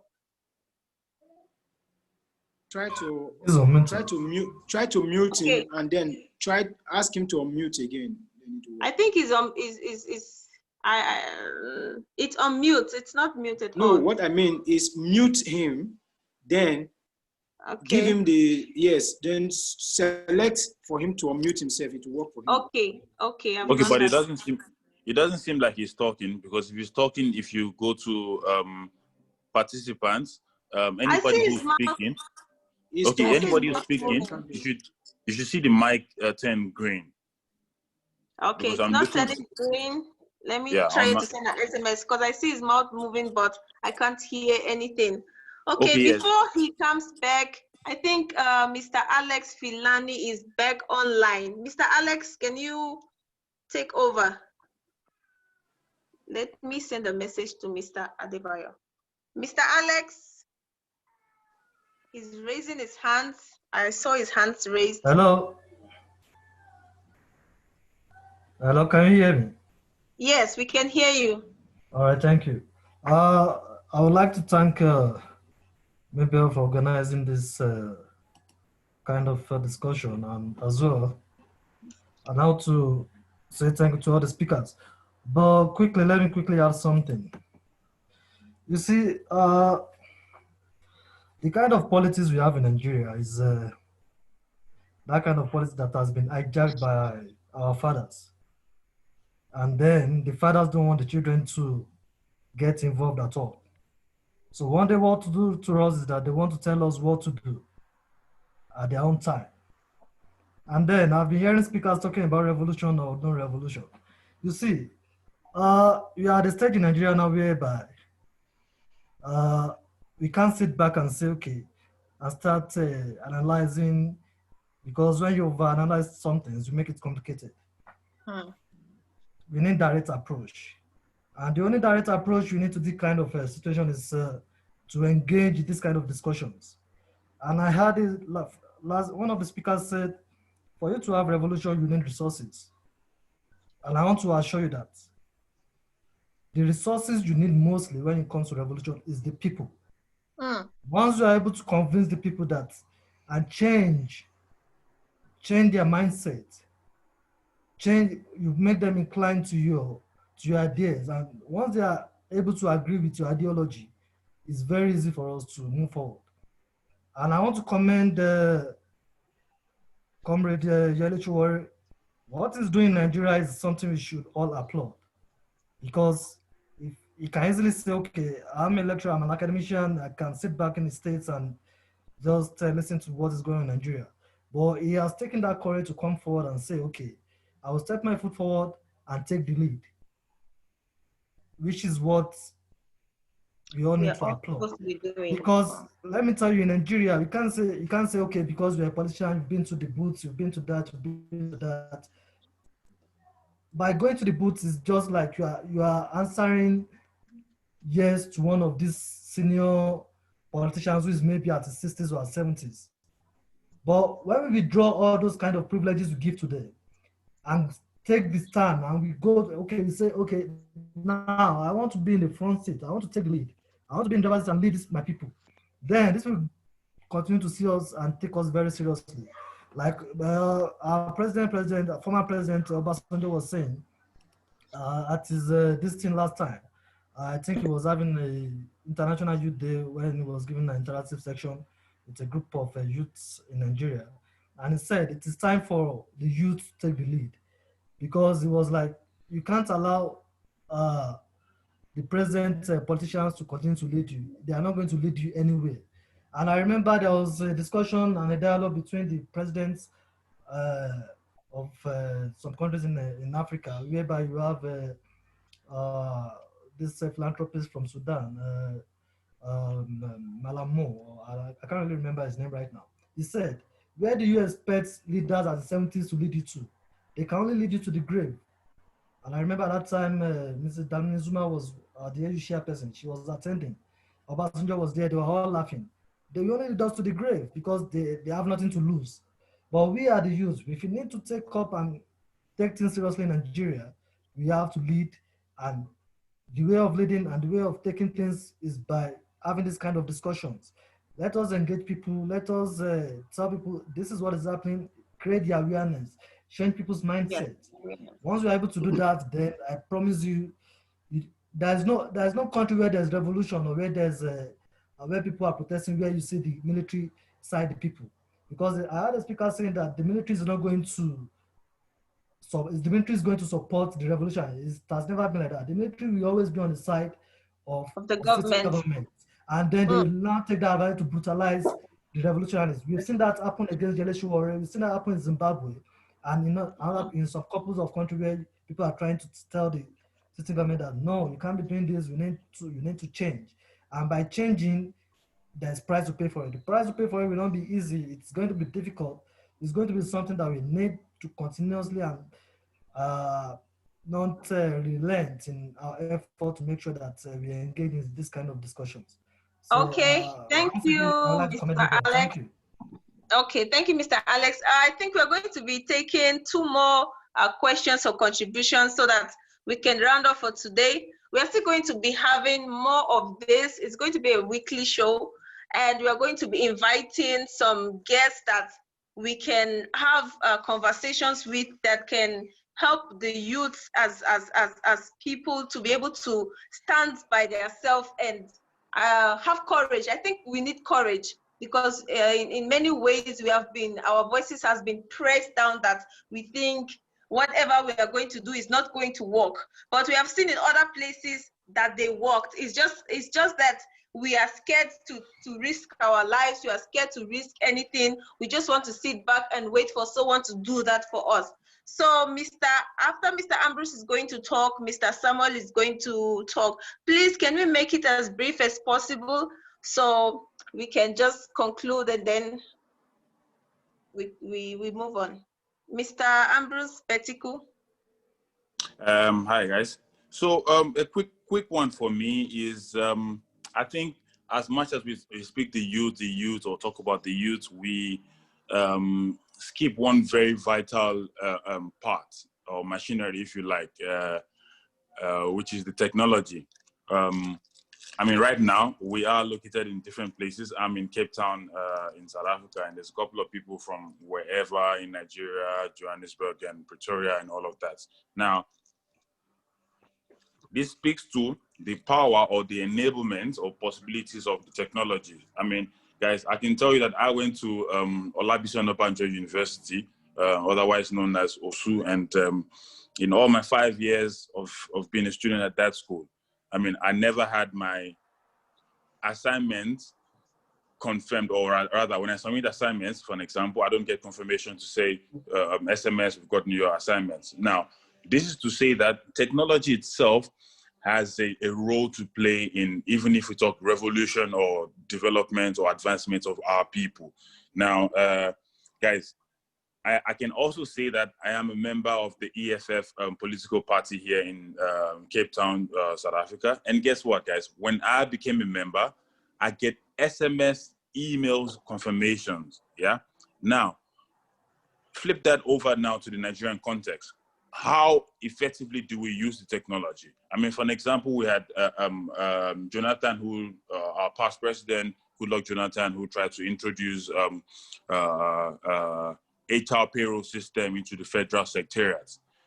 Literally, it was like everybody kicked against it because why? We've got ghost workers. So what is important for me now is I think that as youth, as much as we talk about the youth, we talk about revolution, the role of technology itself is very, very important. The fourth industrial revolution is upon us. And where are we as youth, geared and prepared towards that? So if we are talking about the future, we're talking about the youth, and we don't make mention of the fourth industrial revolution, it means that we will probably fight for a country that we inherit, and that country cannot stand to international standard, because even at our airports, I mean, our scanners are not working, guys. I mean, scanners, I mean, how much does it cost to have a scanner? So the willpower itself is not there.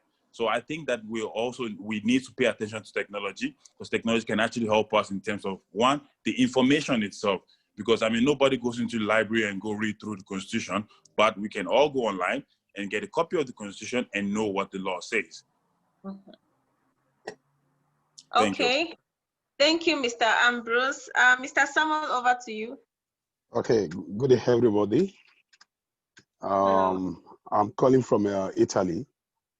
I came across your post through Shore, and I added you as friend, and I saw that you have requested.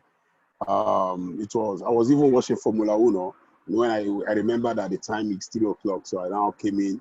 So later I decided to put on my video. Very good idea you guys have been doing over there.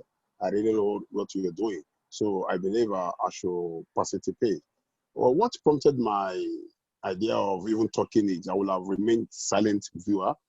But there's one Mr. OJ friend talking about Shure Revolution. But I don't want to delve into it much because I know it will take a lot of our time.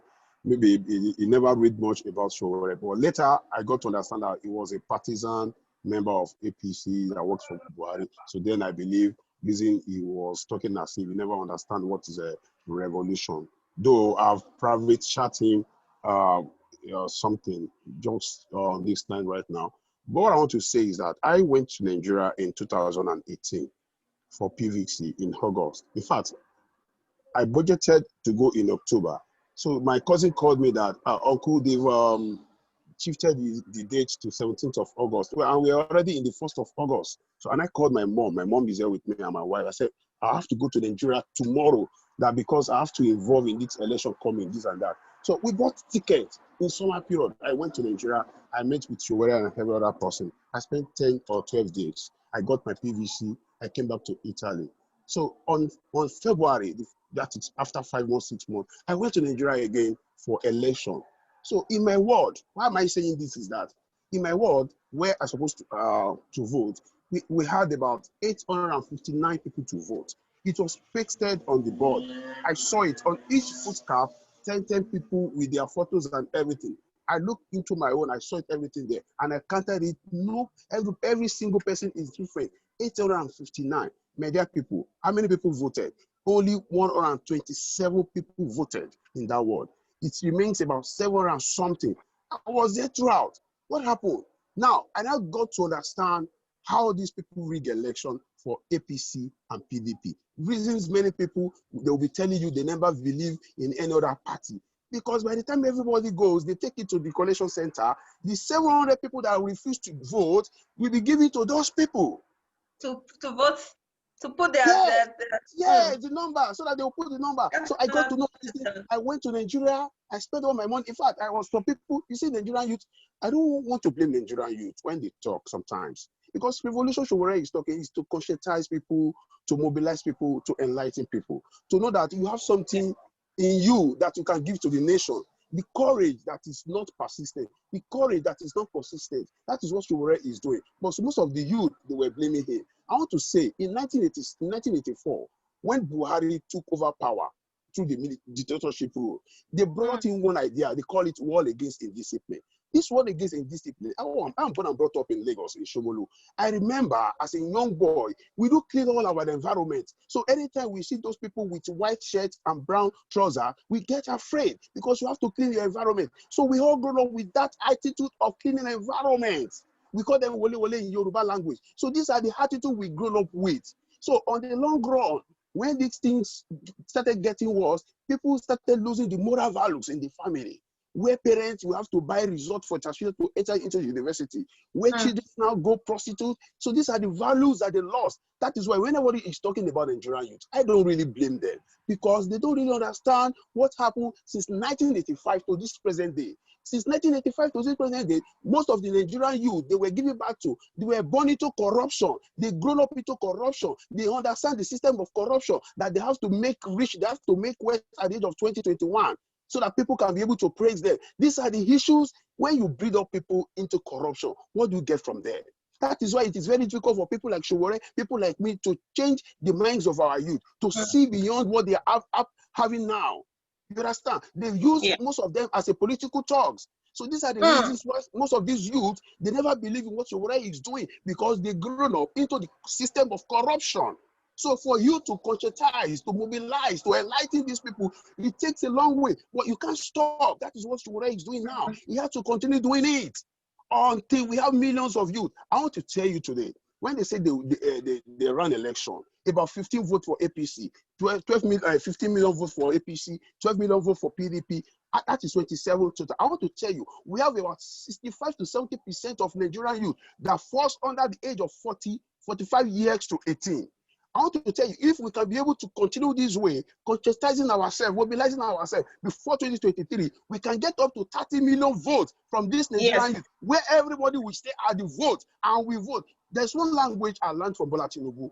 I saw the video recently. He said when Nehru Rubadu wanted to go for the president of Nigeria, he was telling them in the northern part, the video, he told them, he said, another one is to vote, but another thing is to protect your vote. Underline, protect your vote. How do you protect your vote? You have people at the polling booth, the youth that are there from the morning till night. Everything that is going on, the transactions going on there, they are looking into it, they match themselves in numbers. It will be very difficult for any agent to change or to make any modifications illegal in any polling vote. These are the things that is lacking. I went to Nigeria. I told my younger ones that are following me, I look at the roads in Baghdad. I said, look at all of them playing football on the road. I said, I left my family just to come and die for you guys and play football. I said, you guys are not serious at all. But it's not their fault because they grown up with that system that somebody in abroad, we give them money, that somebody in abroad, we send them something whenever they lack. So we need to start talking in one voice. But condemning Sowore with all his actions, it's like you are just killing yourself, shooting yourself at the legs every year. And because these people will never leave power. And there's one thing about, before I go, there's one thing about Nigeria. We don't understand that there is a difference between leaders and headers. Leaders and headers. Leaders are being voted for. Headers are those that we met before us. One thing again. Now, if we look into the politics of Nigeria, the leaders in Nigeria are being selected by the headers. When Bola Tinubu was selected by the NADECO, during the Abacha years, Bola Tinubu was selected and people went to sleep. Even Sowore went to sleep because Sowore too was part of the people that fought for democracy. But all went to sleep. Who now came into politics? The thugs now came into politics. That is why we have their lives today in Nigerian politics, because we believe we have achieved democracy. So they never pursue again. Nobody has ever had the consistency of moving forward to bring the reality, the true democracy we want in Nigeria. So the likes of Bola Tinubu now believes they are the godfathers. Up to today, they select in their parties. So they select leaders for you. So you have to abide by the rules they give to you. That is what makes most of the Nigerian youth believes that if you don't join them, you can't do anything. Which is true. And there's no way you want to join them. There's no way you want to. Some people spoke with me that Sowore should join them. I said, Sowore can never join you. Because if Sowore join you, even if he pretends to be part of you, you'll be checkmating him at every second. And by the time you saw that he's making a move, you will cut him down. They will shoot him. It's a fact. It's a fact. The only thing that can save Nigeria is for the youth. I even want to say the southern youth in Nigeria. The southern youth in Nigeria. Both the Igbos, Yoruba, the Middle Belt, the southern youth in Nigeria to come together. We can have the 40 million votes to follow under a party in the next coming election, and we change everything. So that is it. Don't let me waste your time because I have a lot to say. Just to give a little this thing that makes me to come up. Thank you very much for giving the opportunity. Thank you, Mr. Samuel Dada, for joining us. It's very enlightening to see that you're part of us. Like what I've been saying, a speaker said that when you look at the money to buy the forms to take a position, it's very high, right? I don't know if you've heard about Awake Nigeria. And I was trying to talk that they brought up this initiative, Awake Nigeria. I think maybe in our next program, I should bring on the founder of Awake Nigeria. So what he said, because we all know that the youth can't afford this, especially the youth that are genuine. They are not able to afford the money for the forms that you would use to contest. So they brought up this thing of collective sponsorship. So we as youth, if we say, okay, this person is the youth who wants to contest, we are the one going to contribute money for the person to take the form. And we know that since we are bringing this person forward and it is our money that the person is going to use to take the form, then we have to vote for the person, irrespective of who is sharing money or what. We still have to vote for the person we put forward. So personally, I think that is the only way out, because if we as youth decide that, okay, now we want to be involved, how can you be involved if you don't join them? If you can't, they say when you can't beat them, you join them. You don't want to join them, you can't beat them. So what should we do? That is where this initiative came up, that since we are all youths and we are numbers, we can come together, collectively to say this is the person that we choose and this person has to win. We are going to follow the due process. We might not even come up with a revolution at the end of the day. You understand? Like what the previous speakers, like what you said, if we checkmate that, okay, we are the youth, we are on ground, because normally we see that it's the youth they used to steal the ballot boxes, it's the youth they used to kill, it's the youth, if there's any bad thing any of the politicians wants to do, it's always the youth. Why don't we change our narratives and say, we as youth, we are not going to do this anymore. What we are going to do, we are going to put somebody that cares about our own things, that cares about are we getting, do we have money for fees? Like in South Africa here, throughout your high school, you are not paying any school fees. You don't pay school fees. I think in Delta State, my high school, we only take cutlass and broom to school. We don't pay school fees. Where is it now? It's no longer like that.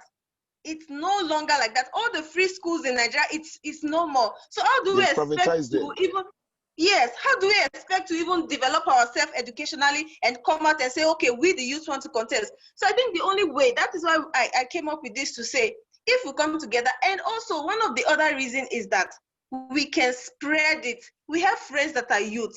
We try to talk to them. We share with them. We invite them. Let's talk. Okay, what will it take? Why do you think you should not be involved? What will you gain if you're not involved? Because you can't sit every day and complain. We complain. Even me, I'm here, I'm complaining because I can't go back to my country because people in my country are telling me, my friend stayed here. That place is much better. Don't even near this place because here we are looking for money to eat. We are looking for everything we want to do. We are looking for the money. Even here, we don't have job, but at least we can see one thing or the other to do, and we can make little money, and we are still asked for the same money. So why can't we that have the power, why can't we take the power? Why can't we take actions? And we don't even have to go to ground now. We can do it through social media. For example, when Floyd Mayweather was killed, what happened? The girl that called for that movement was online. They organized themselves online. And when they came forward on ground, there were multitudes, there were a lot. Why can't we do that? Why do we have to use our social media to post someone who is buying Bugatti, someone who just bought, and you see some youths that they are well-to-do, but what's happening? They don't care, and that it weighs on me that what can we do as youth? Finally, let me put this, I think we take 2 more contributions. Like as youth, how can we bring more youths? What do you think should be done, even on ground? Because I've suggested my own. The best thing I think we can do is word of mouth. We send a message to our friends, say, okay, why don't you do this? Do this. You are in Nigeria. We are the one outside the country. We are the ones sending money. We are still going to go to vote, but we can't just be there on ground. So how do we organize ourselves? Through social media, first of all. How do we do that? How do we get in touch? Okay, this is a movement. Let me say this. Better Nigeria is a movement. This is just for us to talk between each other. The movement is on Twitter. So Better Nigeria is a movement, youth-oriented. So it is us. We are going to fight for ourselves. And another thing is that there's no how I will not support to whether he has contested before or not. But there's one thing I think we youth should look at. We should not look at the past, because we always say he supported Buhari. Who did not support Buhari? I supported. Most people I know supported Buhari because we saw that when he was there, it was better. So we're like, no, we think it's still going. So if we now see that this person is not doing well for us, why should we sit back and say, yeah, because you voted for this person, so just keep quiet. When the next election comes, then you vote. No, I don't think that should be so. Once we've put you in position, you are not doing what you're supposed to do. We come out and say, please, not even please, don't please, it's because I'm talking here. If you cannot do this for us that you promised us, then you go out. We don't have to wait for every 4 years for us to be languished and so in so much like the situations that we can't even know how to get out of before we can say, no, we don't want this person again. We can do that even now. So I would advise that we should try to talk to others. We should share the revolution. If you're on Twitter, you can follow us on Twitter at Better Nigeria. Youth Oriented, but it's not a full, it's just the capital Y and capital O. The same name on all platforms, on our YouTube, our Facebook, and Twitter, Instagram, everywhere. We want to make sure that before 2023, we are enlightened. That is why we are starting now. Before 2023, we bring ourselves together to say, this is what we want. We are tired. As youth, the only thing you would be looking for is to sell your parents' house to travel out because Nigeria is not good. Why should Nigeria not be good? Because all the people that are on seat, their children are out in some of the best schools. Even in Nigeria, you see that they are like some people who have money, they take their children to this private expensive. We can't do that for ourselves because we are not that buoyant. So we should demand for better living in Nigeria. And I think it should start with us. We should not shy away from this responsibility. It is our responsibility. We are 75%. I think 45 years old below, we are 75%. I think we can make a change. If you have any other contributions or any other questions, you can just drop it because we are about to round up. You mean me? Any like everyone, I think we are up to, okay, we are just few left online. So thank you for joining us. I think we should call it an interview or a show. And thank you for joining us. Please follow us on our social media handles. We'll be meeting same time next week, Sunday, and we'll be talking about some other issues, and we'll be having guests. And if you know that you have someone that you would like to be on the show, please share our link to them so they can be a part, or if you want them to be a guest, then that would be great. Thank you for joining us. See you next time. Bye-bye. Same platform. Bye. Bye.